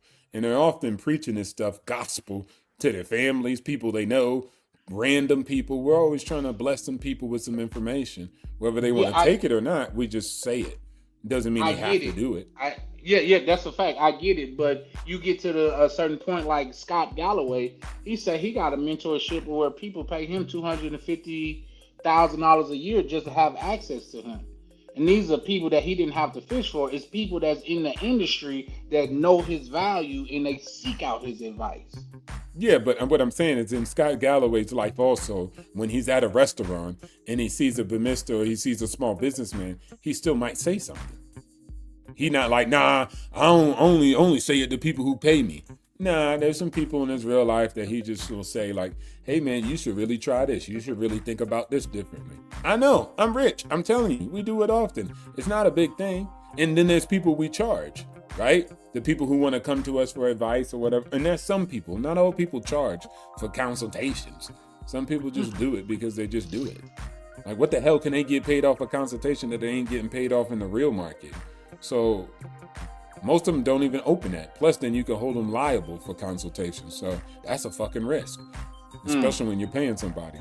So I would just say it always happens. People just provide that information. Just the old shit we think about nobody, the rich won't help. Nah, man. Ask the guy from School of Hard Knocks. How many times he pulling up on rich people and getting information out of them? But he is relentless. I really admire that gentleman's hustle because he is relentless. Like John Hope Bryan say, he take no for vitamins. His no don't stop his strive. He don't stop his walk or nothing. You're like, it didn't work for that guy. Maybe it'll work on a guy that's 10 steps behind him. Like he's relentless when it comes to that. Yeah, shout out to him. Yeah, for sure.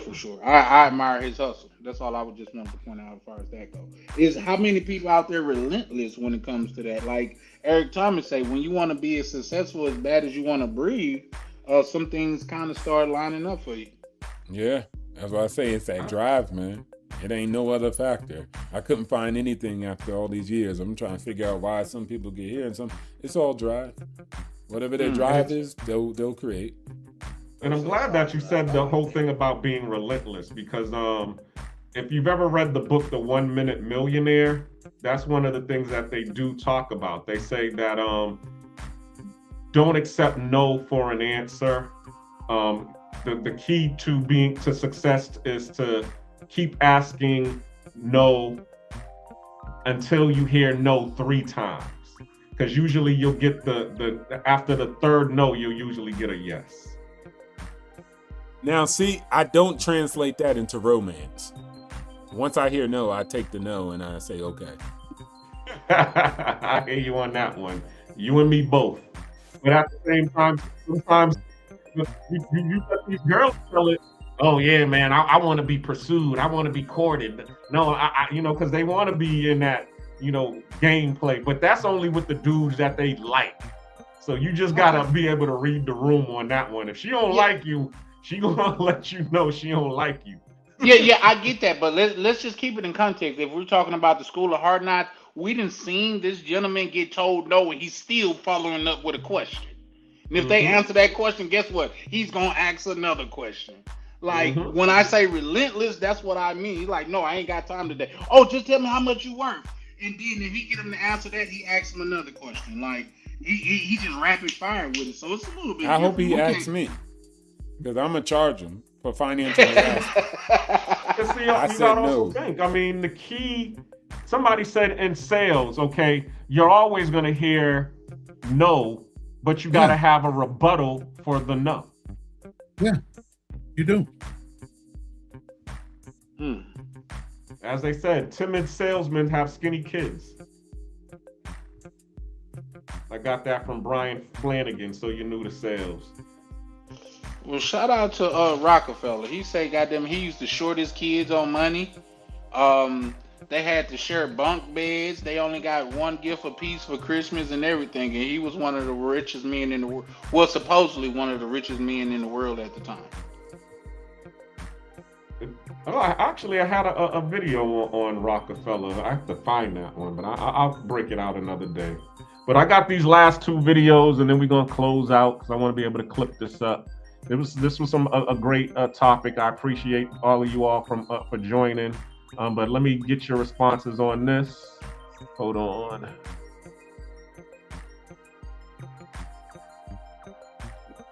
Shout out to Black Cleveland. You dream, ideas, opportunities, and money. Freedom is also expensive. It costs you discipline. Hold on, sorry. Comfort is expensive. It costs you dream, ideas, opportunities, and money.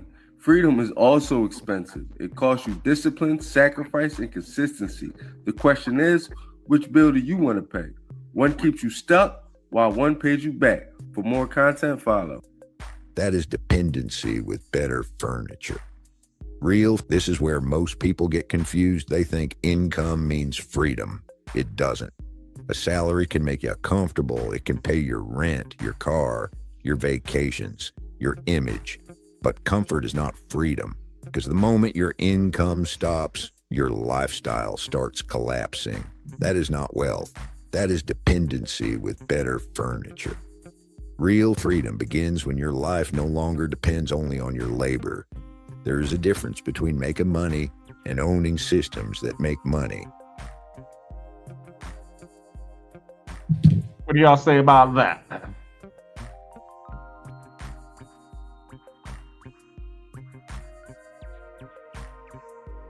OTO?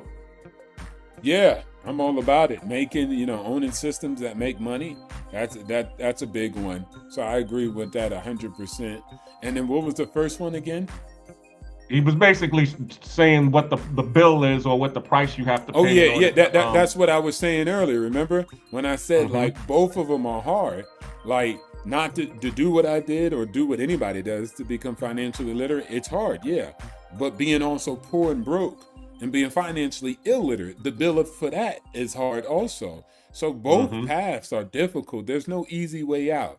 We're all guaranteed an exit, which is death. And so we got to decide how we're going to live while we're alive. And both ways are hard.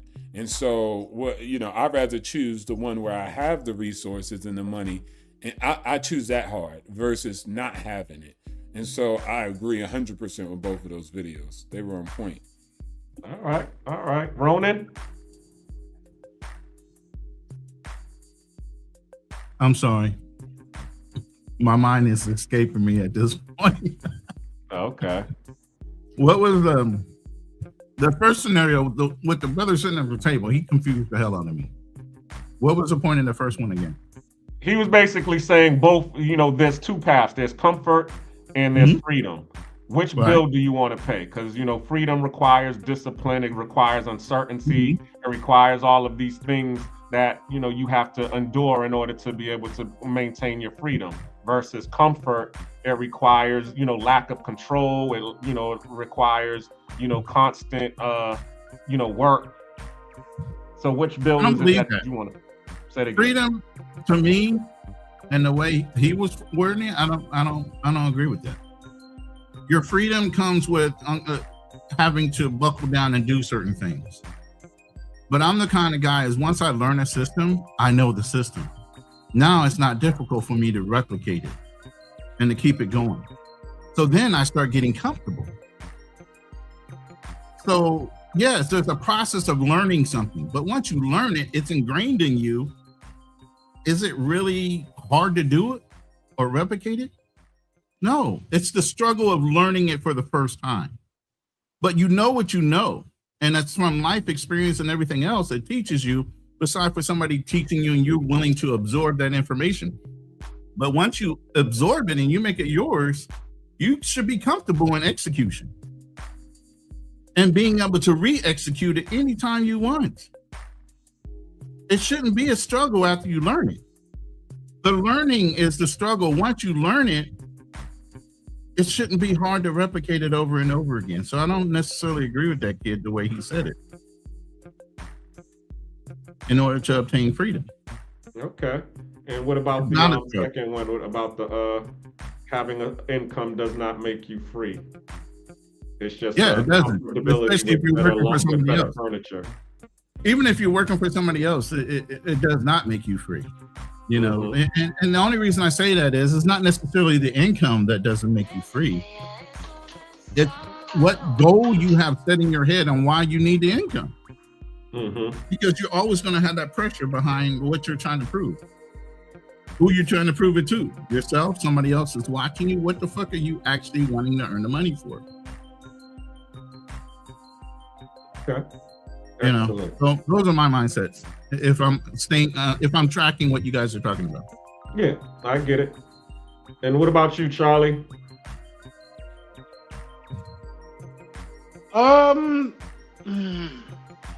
Here's the thing. Everybody got advice and things of that nature, but are they really living the advice that they're trying to give to you? You know what I mean? Like, everybody could get on here and say, oh, do this and it'll make you rich, but the person that did that it generally hasn't made them rich. I think just for the most part, like say what old dude was saying in the beginning, I don't agree with that as much. Like, do this, that, and the third, because a lot of things is circumstantial. Just because OTO went a certain way and it worked out for him, don't mean that it'll work out for me. And I get it. Like, say there is a such thing called as The Simple Path to Wealth, which is a dope ass book. I got it in my repertoire. I haven't got to it yet. But like, there's circumstances and situations to where, like, say it's not gonna work. Like, say if you got in real estate right after it bust and everything went down, and you bought it, like your results would be different than a person that bought at the high. So I'm saying all that to say everything is not like, oh, it's a one size fit all. You know what I mean? You have to look into your specific circumstances. That's just like the stock market isn't for everybody. Real estate isn't for everybody. Even though a lot of people have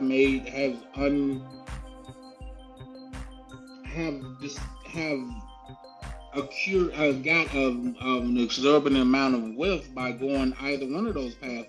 In fact, I will name two brothers that's on YouTube that I actively watch, and they both have two different strategies of getting to it. One of them is Richard Fain. He's more of a guy that's into stock market and things of that nature. He do dabble in real estate. But the other guy is Will Motivation. He's mainly real estate, and I'm sure he do have some stocks and stuff. Those are two different paths that has both been successful, but who's to say either one of those will work for me? Okay. And the second one about your salary not being income. Go ahead, OTO. OTO finna tell me how broke I am. Go ahead, OTO. No, I wasn't gonna say that. I was gonna say, and see, that's an interesting way of him saying that. You hear what he said, Black Cleaner? The stocks are for everybody, But Yeah. everybody is not for the stocks because of their own story, of what they tell themselves. Yeah, that's not me. That's not me. I'm not. That's what often I tell a lot of people how to make money or how to become wealthy. But guess what they often tell me as a rebut? About them and what they want. So it's not about achieving the goal. It's like, well, that's not me. I'm not that type of person. Oh, I couldn't do that, or because I was born like this. So again, it's really just people. People got their own reasons and their own stories. And so those stocks, anybody can buy them, right? They're not going to say, hey, you're black, or hey, you're from Alabama, you're not allowed to get it, or you're Chinese. Anybody can buy them. It's just up to the person. Anybody can buy a house. The person would be like, exactly, yeah. But somebody would say, that's not me. That's not my style. That's not for me. True. So again, they created that narrative for themselves. So that's their right. I'm not saying it's bad or good. I'm just saying that's the reality. And that's what I deal with a lot of times. People are like, yeah, but nah, that's not me. It's like, okay. As a man thinketh. So he shall exactly. I like that. Exactly what y'all was talking about. Because yeah, everybody has their path and their story behind them on what their program is. So therefore they're going to follow what fits for them. And not everything is for everybody, as you all just said. But here's the biggest thing, and I got to say this out loud. Everybody on this panel has their own life experience and their personal experiences in order to get where they are at this point in time that we're all speaking on this panel. You had Anthony Robbins, you have Zig Ziglar, Les Brown, Dan Kiyosaki, which we just talked about. All these are motivational speakers. Dan more so on the wealth side of it. The others are more on motivating you in sales, motivating you on performance. Even though you know what you know, it still takes some kind of drive within you. And I think O2O touched on that. Doesn't matter what you know, if you don't fucking apply it, you're not going nowhere. There's so many people that know a lot of shit that don't do or act on the shit they know. They are marking time, but they're not applying themselves and the knowledge they have. And that's the whole reason why you got all these popular motivational speakers. They're not necessarily teaching you nothing you don't already know. They're trying to motivate you to get up off your ass, actually apply what you know to get down the fucking road. Yeah. And that's the problem. We have a lot of people don't have a lot of self-drive. Ronnie, I got an idea. I'm an entrepreneur, and I've been thinking about starting like a lesbian fighting league, and I want to call it Stud Fights. What you think about that?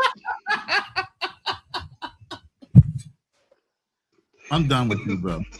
What's wrong with you, man? Really? You gonna do that on my channel, Charlie? We gotta shake it up a little bit. Like, you don't think Stud Fights will take off? Some people might be interested in that. I wanted to add, like, I think it's completely like, I got a lot. Sometimes I have mentees that come to me and they're like, "Yo, Bert, thanks for everything you did." And I'm like, I always tell them, I would like to take the compliments, but it's not me. It's 95% you. You made the decision, bro. You know how many people I say this shit to and they go in one ear and out the other? Yep. It's like something was inside you before I ever arrived that made you decide to listen to me, was receptive of what I was saying, and followed up with action. It's all you. Don't put me in the picture. Don't map me out to be no god. I'm not. I'm a conduit of some information, but information ain't shit. We got an overload of it. We got all the information anybody can ever get. A lot of them fucking know it all, but ain't nobody doing it. It's all about action. My apologies. Go ahead. No, I was gonna say. So if I'm hearing you right, you saying that you want to be an investor in Stud Fights? No, I'm not hating on your idea though. I ain't hating on your idea. I'm joking with you. Don't fry me, bro. I'm just joking with you. Now, I never stunt, an idea, because if somebody came to most people and said, I'm going to do that slap competition, they would have said that's stupid. But look at it now. And then the president of USC is actually the one running the league. Yeah, exactly. And who would have thought, right? It was just dudes slapping people. Like, come on, get out of here with that. But now it's a serious thing. So you never know. I mean, especially considering where the world's going, that might actually really be something. So Stud fight. If somebody do that, bro, I'm pulling up and I'm fighting somebody. Hey, you better get that shit documented right now, man. Well, no, you said it. You ain't had no action to it, so that was the Right, difference that's again, a fact. right? That's a fact. I was just, if somebody make it happen, more power to them. It was just a joke. Like, stud fights. Like, so many of them want to be like this, that, and the third. Let's get them in the ring. But the only thing I would say, and especially for me, is it's me and somebody who knows how people work. I say this, or at least I think I do. I say this. I have no problem if you want to be the fisherman on the bank. I have no problem if you don't want to have the same drive. I actually like it. I'm not really mad at it. The only thing I know that's going to happen is when that fish don't turn up, or when that lake is dry, you're going to try to come and take what I got because you're saying I have too much. That is where we stay enemies. And I think most average people are going to be my enemies, or anyone else, because they're in that scarcity.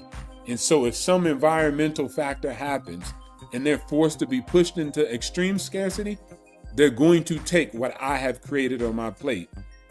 They're going to take from me. It's not going to be no more let live, you live the white life. You know what I'm saying? It's not going to be no, oh, you can live your life the way you want and I'll live mine. It's going to be, well, he has too much. He needs to break off a slice to all of us.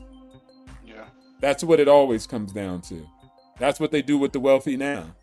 Jeff Bezos go out there and build a business. Hold on. Do you think it really does do that? I mean, because I have to go back to what I was saying before.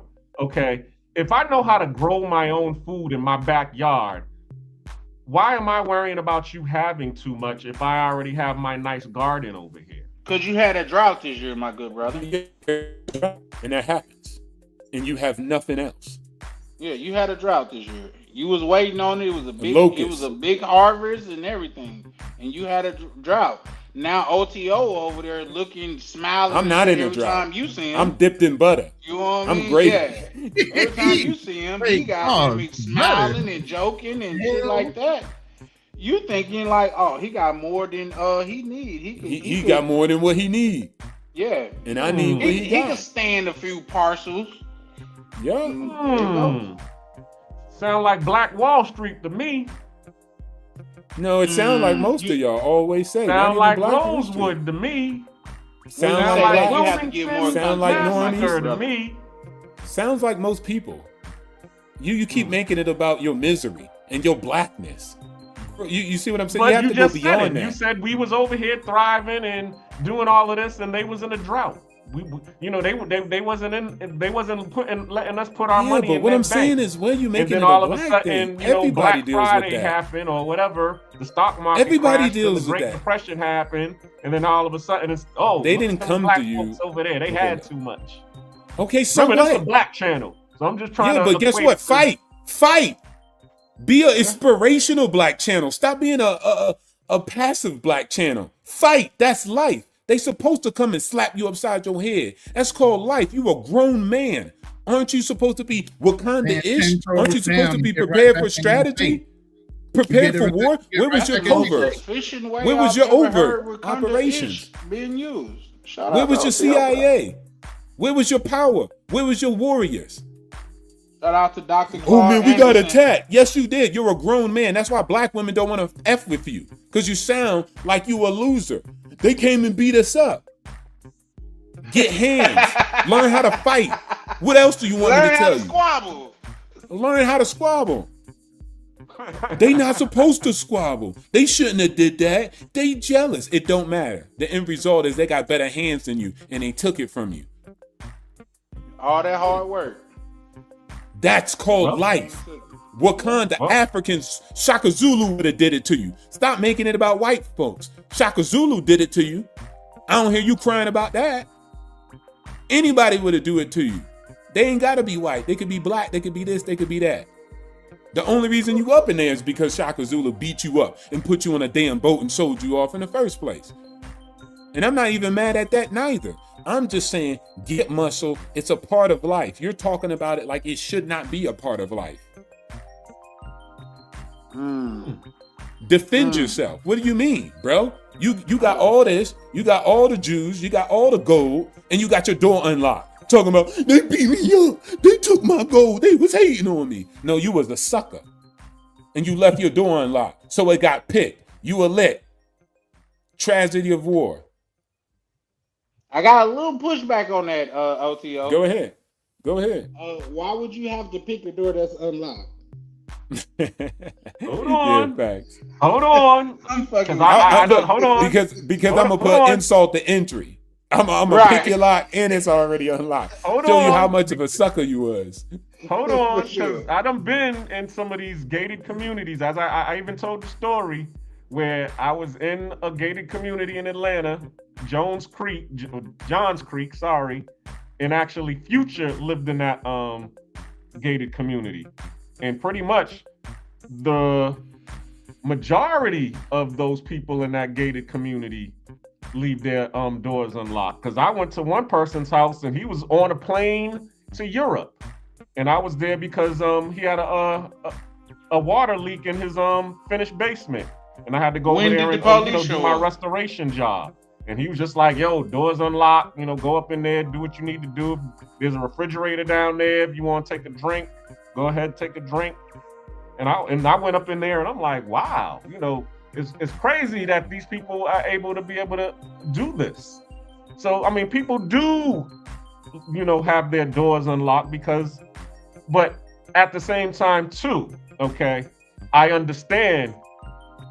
Let somebody come up in there and not be on some honorable, like you just said. If somebody was the lick, I mean, looking at this dude as the lick, we already know what the repercussions was going to be.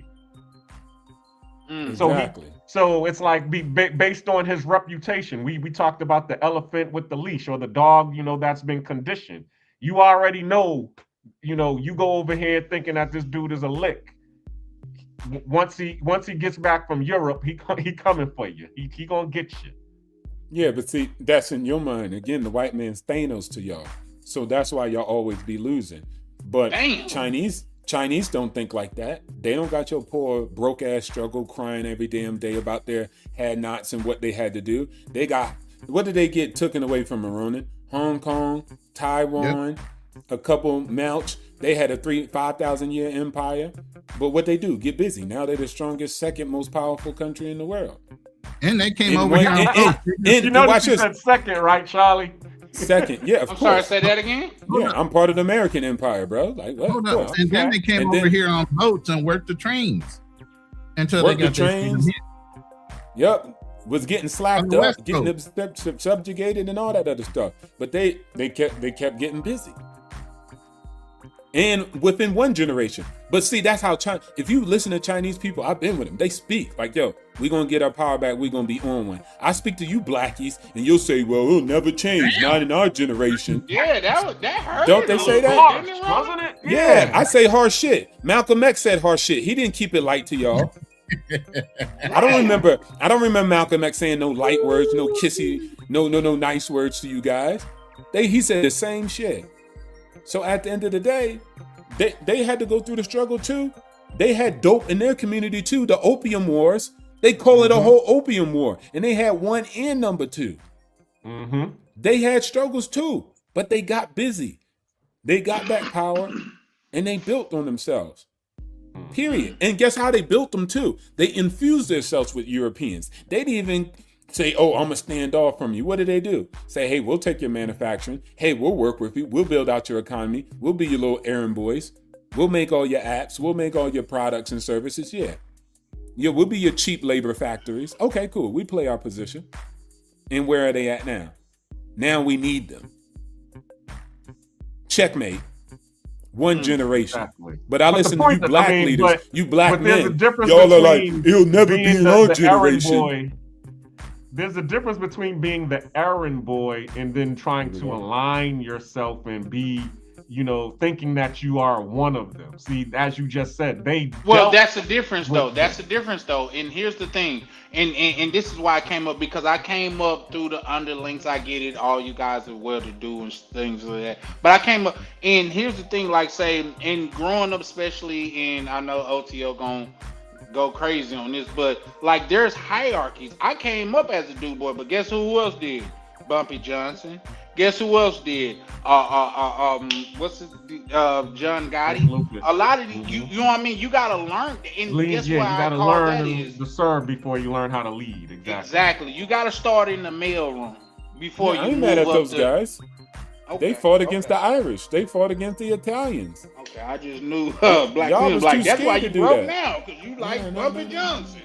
No. Nah, The lessons I'm the could be cleaner. extracted from there. That's one of the reasons. That's one of the things that I encourage, because me being in the industry that I'm in, all right, I've been on a lot of major commercial construction projects as a cleaner. But guess what? That allowed me to align myself with people who had better or more professional skills. You know, people who build forums, you know, do concrete. So if I wanted to either one, you know, network with them and have them do, you know, help me out, or if I wanted to learn what it is that they do so I could improve my skills, it allows me to elevate. Just like, you know, when I first started, I was in pest control because my father taught me the skills of pest control.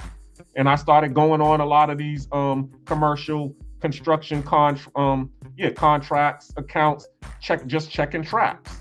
But then the pest control market got saturated. I got into the cleaning, you know, hazardous waste cleanup, BP oil spill. Started doing that. Then I started, and then I talked to somebody who was working at the refineries. They was like, yo, there's no oil in Atlanta where you're at. You know, the refineries are here, but guess what? They have a disaster recovery industry. You know what I'm saying? The people who chase the hurricanes and do floods and fires and crime scene cleanup, they make the same amount of money. And it's pretty much they're doing the same thing. They're just not cleaning up oil. They're cleaning up floods. They're cleaning up, you know, fire. They're cleaning up, you know, biohazard, stuff like that. Go into that industry. And then I ended up in this and becoming the cleaner. And then I could elevate and become the builder. You see what I'm saying? So you just got to start from somewhere and then learn how to build, as O2O and Ronan and you, Charlie Chan was saying. Thanks. Build your skills. Don't just stay comfortable. Get out of your comfort zone. Reinvent yourself. Elevate yourself. So yeah, I'm all for that. I robbed from corporations and made it my own. I took every best practice in the world and applied it to my own business. Facts. I took everything they taught me and applied it to myself to benefit myself.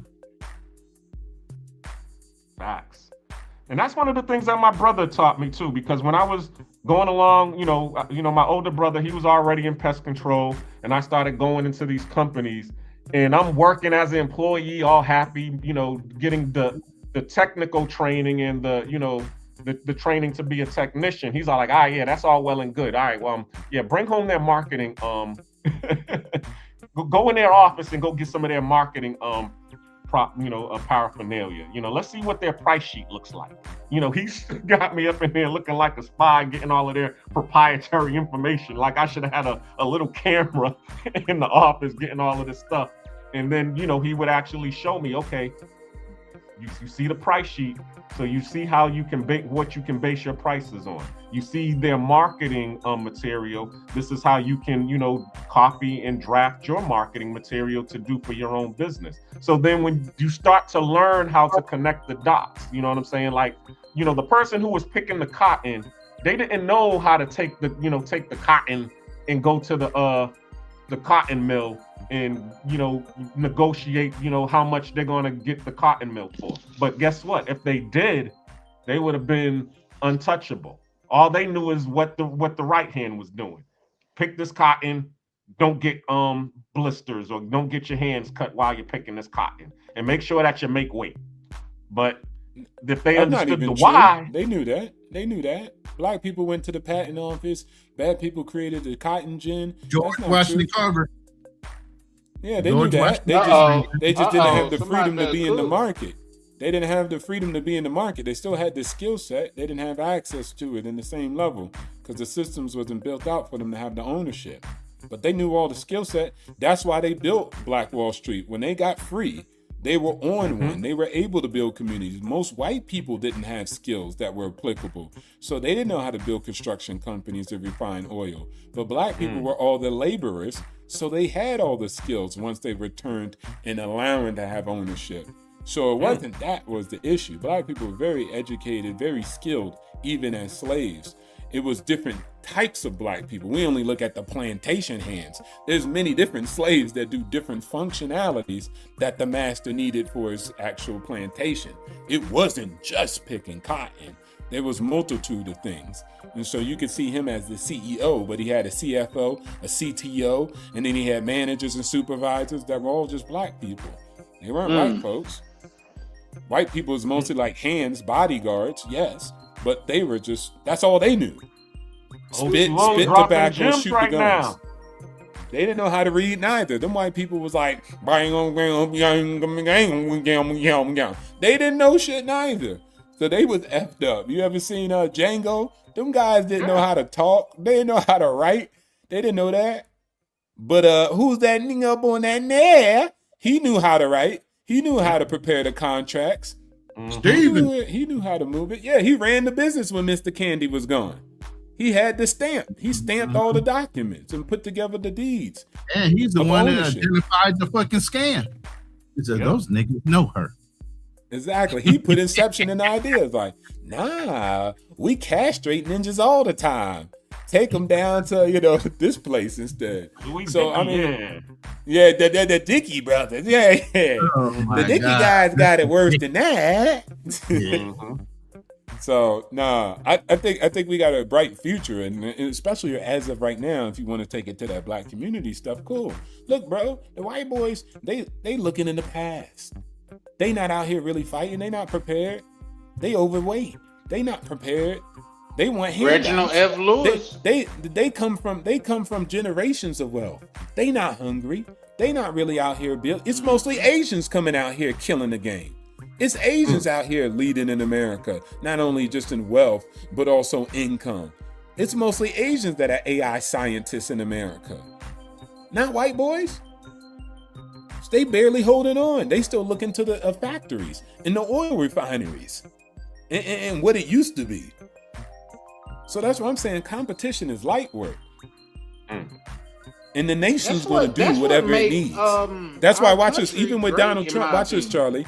Even with Donald Trump, when they were trying to push him on that H-1B visas, he was like, nah, I got to stand on it. And all MAGA was mad. Like, you can't support no H-1B visas. He was like, him and Elon did it. And all them white boys was mad. Because why? They hate them even though they winning. So it don't matter if you losing or winning. People just going to hate. And that's in any culture. That's not just white people. You go to Thailand and you be winning. You go to the Philippines and you be winning, opening up businesses, making more money than the Philippines. What they going to do, Ronan? Pass some laws so your bitch ass is losing. Hey, you know what I heard? Just to build on top of that, a motherfucker told me this is a long time ago when I was in whatever. There's no sympathy for winners, bro. There is no sympathy for winners. You don't get a parade or motherfucker getting to understand your point of view. If you a winner, you a winner, and that just is what it is. There's no sympathy for winners. But I learned that. Unless OTO, you got a rebuttal to that I haven't heard of, but I've heard many a times if you that's on point. No. Oh, okay. Plus, I'm about to go have breakfast in Switzerland, so I'm out. No. All right. Well, shout out to the comments. Shout out to Chalupe. Yeah. Brother took the same shuttle you took to get to the island in Panama. Shout out to you. Let's see. Hey, have you speaking of Panama, have you hooked up with Chavoverse? Nah, he's out here. Yeah, he moved out there. He's gonna blow that shit up, bro. Panama he is just done. Literally moved out there. They have a place. Panama is done. Cool. All right. I wondered if you had actually shout out to my brothers there and then was gonna look him up to maybe do some joint content or something. At least doing that'd be great. I definitely would want to do that. Definitely. 'Cause I definitely want to. I was waiting for DC PRT to get out here. He keeps on talking about he gonna get a spot out here, right but now. he hasn't been out here yet. He been out there once though, right? Yeah, he came out here to meet me. We met up. Okay. Pause. So the cavalry is on the way, Black Planet. Believe me, the cavalry is on the way. I see. I definitely see. All right, who's this? King? Uncle Guns. Is King still there? Is King still on here with us? He's probably in the background doing his thing. Okay. He's watching the game. Remember? Oh shit, I did forget the game was on. But... Connect true wealth, practicing and mastering skills. That's my point. Shout out to Uncle Guns. Thank you for Thank you your for the comment. ultimate mod. Appreciate you, brother. Yeah, I see a lot of these people got these wrenches. I need to get out some wrenches. Those are my guys. Uncle Gun's been around forever, man. I'm happy to have him as a mod. We'll be modding for some big people. I'm just a little fish. I can't speak for you a bigger fish than we are, but I can't speak for everybody. But you got to know I got a lot of brothers that I really rock with that got wrenches on my channel. Like you see Mr. Peppers with a wrench, you see Prime with a wrench. I think Tam had a wrench, and it's like 2 more people that have wrenches over there. And these are people that's been rocking with me from day one, so I already know like it's nothing but love there. Mm-hmm. So. Okay. Anybody want to read this comment? Yeah, I can read it. Black Lex, salute to you, brother. He says, I think sometimes we get caught up in the concept of wealth as Americans.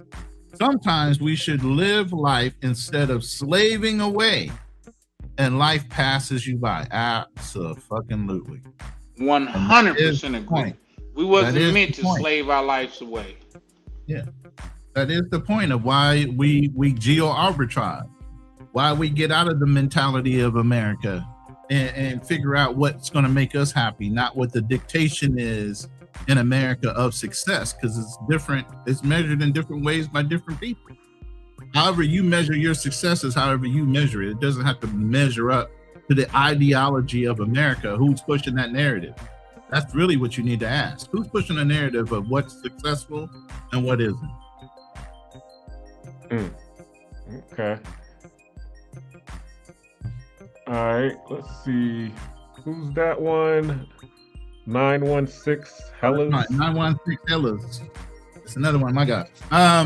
If a woman don't love you more than you love yourself, there's other fish in the sea. You dig?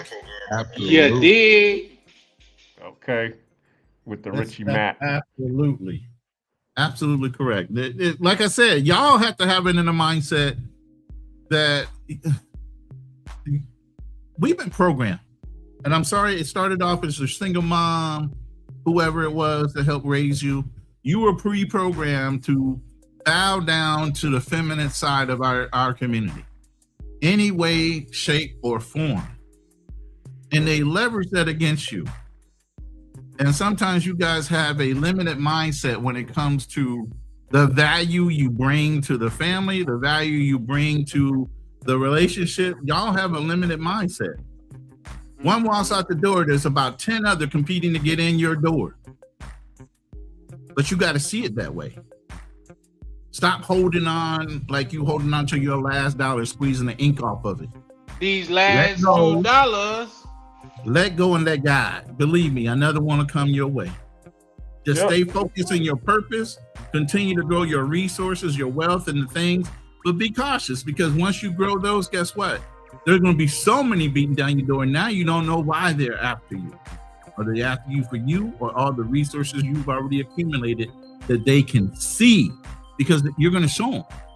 They're going to see it and they go, damn, he's doing so much better. Just like every girl that turns around and circles a fucking block. She goes out and does her thing. She circles back around and says, damn, he's doing a lot better. I'm a little envious. Maybe I need to check him out again. Hey, big head. Nah, Nah, we ain't going down that road again. There was a reason why you walked out that door and why I let you walk out the door. Bye. Yeah, I'm doing well. Thank you so much. You know what? I appreciate you checking on me. But our time has passed. And it will never be again. I ain't say you can't hit it. Just don't get attached to it. I would like to quote, if I may, a popular poet in contrast to this, where he said, I am not a iller, but don't push me. Revenge is the sweetest joy next to getting. There you go. Yeah, if you're not old enough for that, it wasn't for you. R.I.P. Tupac. You gotta know it. You gotta know it. You know what I mean? Like, let them. Like, I'm a firm believer in the biggest. Let me address Molly.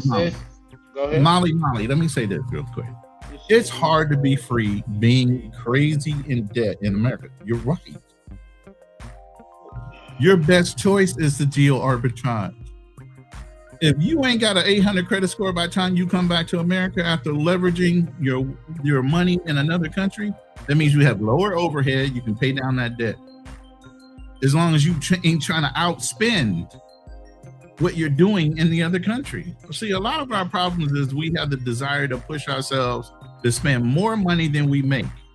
That's why you're broke within a couple days of you getting your paycheck.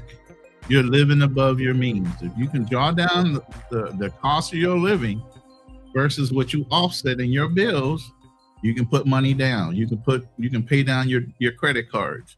You can fix your credit report. But that's the thing. If you're in America and you got that American mindset, you're always wanting to buy so you can impress somebody. If you're over here, I don't even know what's going on in America unless somebody points it out to me. I mean, I have people calling me right now and say, "Oh, you all right? All right? There's an earthquake." Yeah, that was in Mindanao. That's down south. I'm up in the mountains in a whole nother part of the country. So I don't even know what you guys know. I didn't even realize it was Memorial Day. I'm a veteran because it's just not on my mind. So when you're overseas and you're putting money up, that's how you can pay down. So you should be able to go back to the United States way better off than when you left it. I plan on going back. I ain't staying here. I'm bougie in a way. I am giving up a lot of my creature comforts being here. But for right now, now, also add to that, Ronnie. Let me finish. For right now, what I'm learning, what I'm doing as far as AI, is I have the peace of mind to where I can focus on that and not having to worry about the overhead for being in America. You get what I'm saying? But after a while, I'll circle back. Definitely. But go ahead, Charlie. No, what I was gonna say about that, Molly Mall, like say you're not experiencing anything that the vast majority of Americans have experienced. It simply comes down to, are you gonna handle that, or are you just gonna be in the debt for the rest of your life? Because I believe debt is the new slavery. Because every dollar that you work for, it don't belong to you, it belongs to someone else. Can you imagine a world to where your future dollars that you work for doesn't belong to you, it belongs to someone else? Now, with that being said, there are certain groups and mentorships that you could get into that'll walk you through how to get out of such turmoil. Because that is the play for American. Get them in as much debt as possible and just live off of them. Because in certain religions, they look at, not even in majority of religions, they look at like debt with interest as blasphemy. That's why as certain religious people, and I don't want to say their name, but you could go to their bank as one of them and get a loan for minimum interest. You see what I'm saying? So you're not going through anything that's unique. You just have to like make a decision and ride it out. Me personally, you guys have seen my apartment, bro. I'm finna downgrade to, it's something crazy. Like where I'm downgrading to, it's nuts. But here's the thing: why I'm downgrading, just off of that downgrade, I'll be able to afford an apartment in a different country with no sweat off my back, because it's the same thing coming out, but I get access to more. So with that, I land. But Molly Mod, what you're saying is nothing unique to your own specific situation, and it can be fixed. It's been people that said they've been in $600,000 worth of debt and they worked their way out of it. So it's just all in what you want to do, my good brother. I land there. All right. Well, we're approaching on the 12 o'clock hour. Well, shoot, we're past the 12. I mean, we're approaching on the 1 o'clock hour, so I'm about to close out. I appreciate you all coming on this topic. Do y'all have any final words? We can start with Charlie Chan, since you was the last one. You can be the first. The last shall be first. Okay, I have a hard problem debating against that.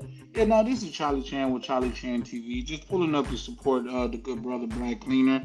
We gotta foster these conversations over here, because if we don't, who will? You know what I mean? Like, there's not other platforms or other communities that you could go to where they put our problems on the forefront and not only discuss them, but we dissect them. So we got to support channels like Black Cleaners, Minds, Ronins, and things of that nature. Because if we don't support ourselves, who would? Who will? So once again, this is Charlie Chan with Charlie Chan TV. You guys stay tuned to the next episode. Appreciate everybody that's pulling up. Appreciate Black Cleaner for allowing me on this panel. And y'all have a blessed night. All right. Appreciate you being on, brother. Really do. Ronan. Yes, sir. Got any final words? All I can say is, being comfortable and free are up to your definition of what that is to you. Don't worry about anybody's perception of you. Don't worry about how people are trying to judge you when they're not helping you with a goddamn thing. What do you need to prove to them? You need to prove it to yourself. You get what I'm saying? Get your shit together. Don't worry about what nobody else is doing or how they're doing it. Get out of that American mindset. There's nothing wrong with living overseas, whether it be temporary or permanent. It's up to you. What you're doing is leveraging your American earning potential somewhere else where you can get your head together, start a business, do whatever you need to do. And maybe you do circle back around, or maybe you stay out of the country. That's up to you as well. You might find a country you get very comfortable with and you want to stay. But don't let anybody predetermine your level of success and what makes you feel successful. That's up for you to determine.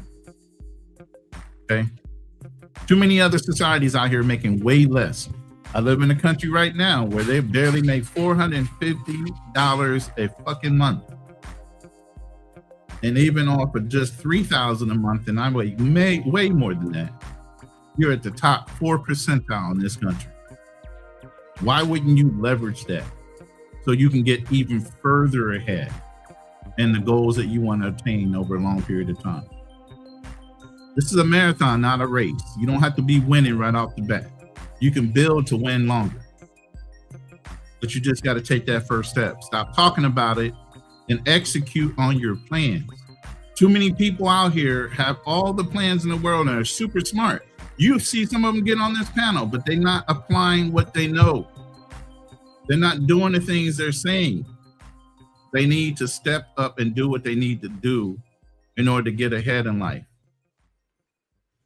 Amen. Amen. I kind of felt that brick.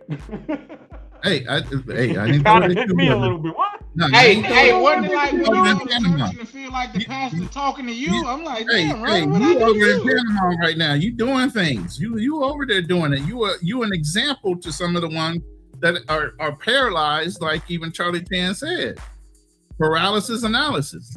Mm-hmm. You overanalyze. There is no fucking perfect time to do shit. You just got to do it. There ain't gonna be a perfect time, a perfect alignment. That's some bullshit. That's true. That is true. Okay.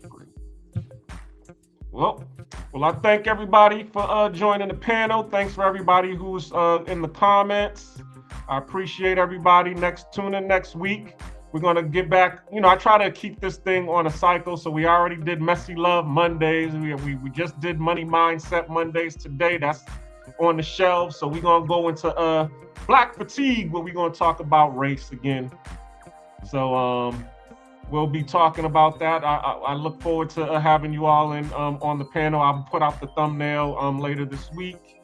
And this is the Black Cleaner. Everything that they said, I co-sign. What you do with your life, whatever path that you choose, it's up to you. Just choose it and walk down it. Do not stay in analysis paralysis. Me, I chose the freedom route. I chose to sacrifice my comfort to be able to be free. Okay. And I'm going to continue down my path until I can get the knowledge, the mindset, the skill set, the tool set to be able to master and improve myself and build my empire, build my legacy, and then get to the part, and then I'll go for the comfortability. But I'm starting with being free first. Some people, what I've realized, they want to start with the comfort. But guess what? The top is the top. That's what you'll start to figure out. And I'm gonna tie it all into 50 Cent, Diddy, and Daphne Joy. The reason that they know each other is because they all at the top of, they ain't broke in the hood nowhere. They sitting in clubs. They sitting in high-rise rooftop bars and hotels, and they're meeting each other in these places. So what happens is, once you start down your path and you grow and you develop and you start to master what you're able to master down your path, you get to the top and you start to realize, oh, okay, we're all up here as one big community. We're all winners. Charlie Chan talks about it all the time when he goes into the Shantarian Lounge. He's happy to see, other brothers up in there, because it's like a code. It's like, oh, we made it. That's what happens. You don't know what path they took in order to get there, but they in there. So the key thing is to stop just being comfortable doing nothing. Freedom does not come from comfortability of doing nothing. It does not come from being ignorant and stupid. It comes from taking action, learning, growing, and develop. The same thing with comfortability. You want comfort, you want power, you got to get out there and you got to take it. Power is not given, it's taken. So you got to learn what you got to do in order to grab those brass rings and ride up to the top. And I'll see you there, because I'm on my way myself. And my community is on their way along with me. All right? And I'm going to end there. Bro. I appreciate you all for joining the panel. Tune in next week. I'm the Black Cleaner. I don't know if Keem is still on live. If he's not, if he doesn't answer within 10 seconds, I'm about to end the live. Keem, you there? Great live, though, bro. Absolutely. I appreciate this live, because we definitely need to talk about finance. We need to talk about freedom, and also we need to talk about getting with the people who have the like minds. The only way that we can find the people who have the like minds is if we broach the topic and see what everybody is thinking, and then you'll be able to determine who's on the same path, who's on the same frequency as you. Well, he's not on here, so I'm gonna end the live. I appreciate you all. This is the Black Cleaner signing out. Peace. Goose.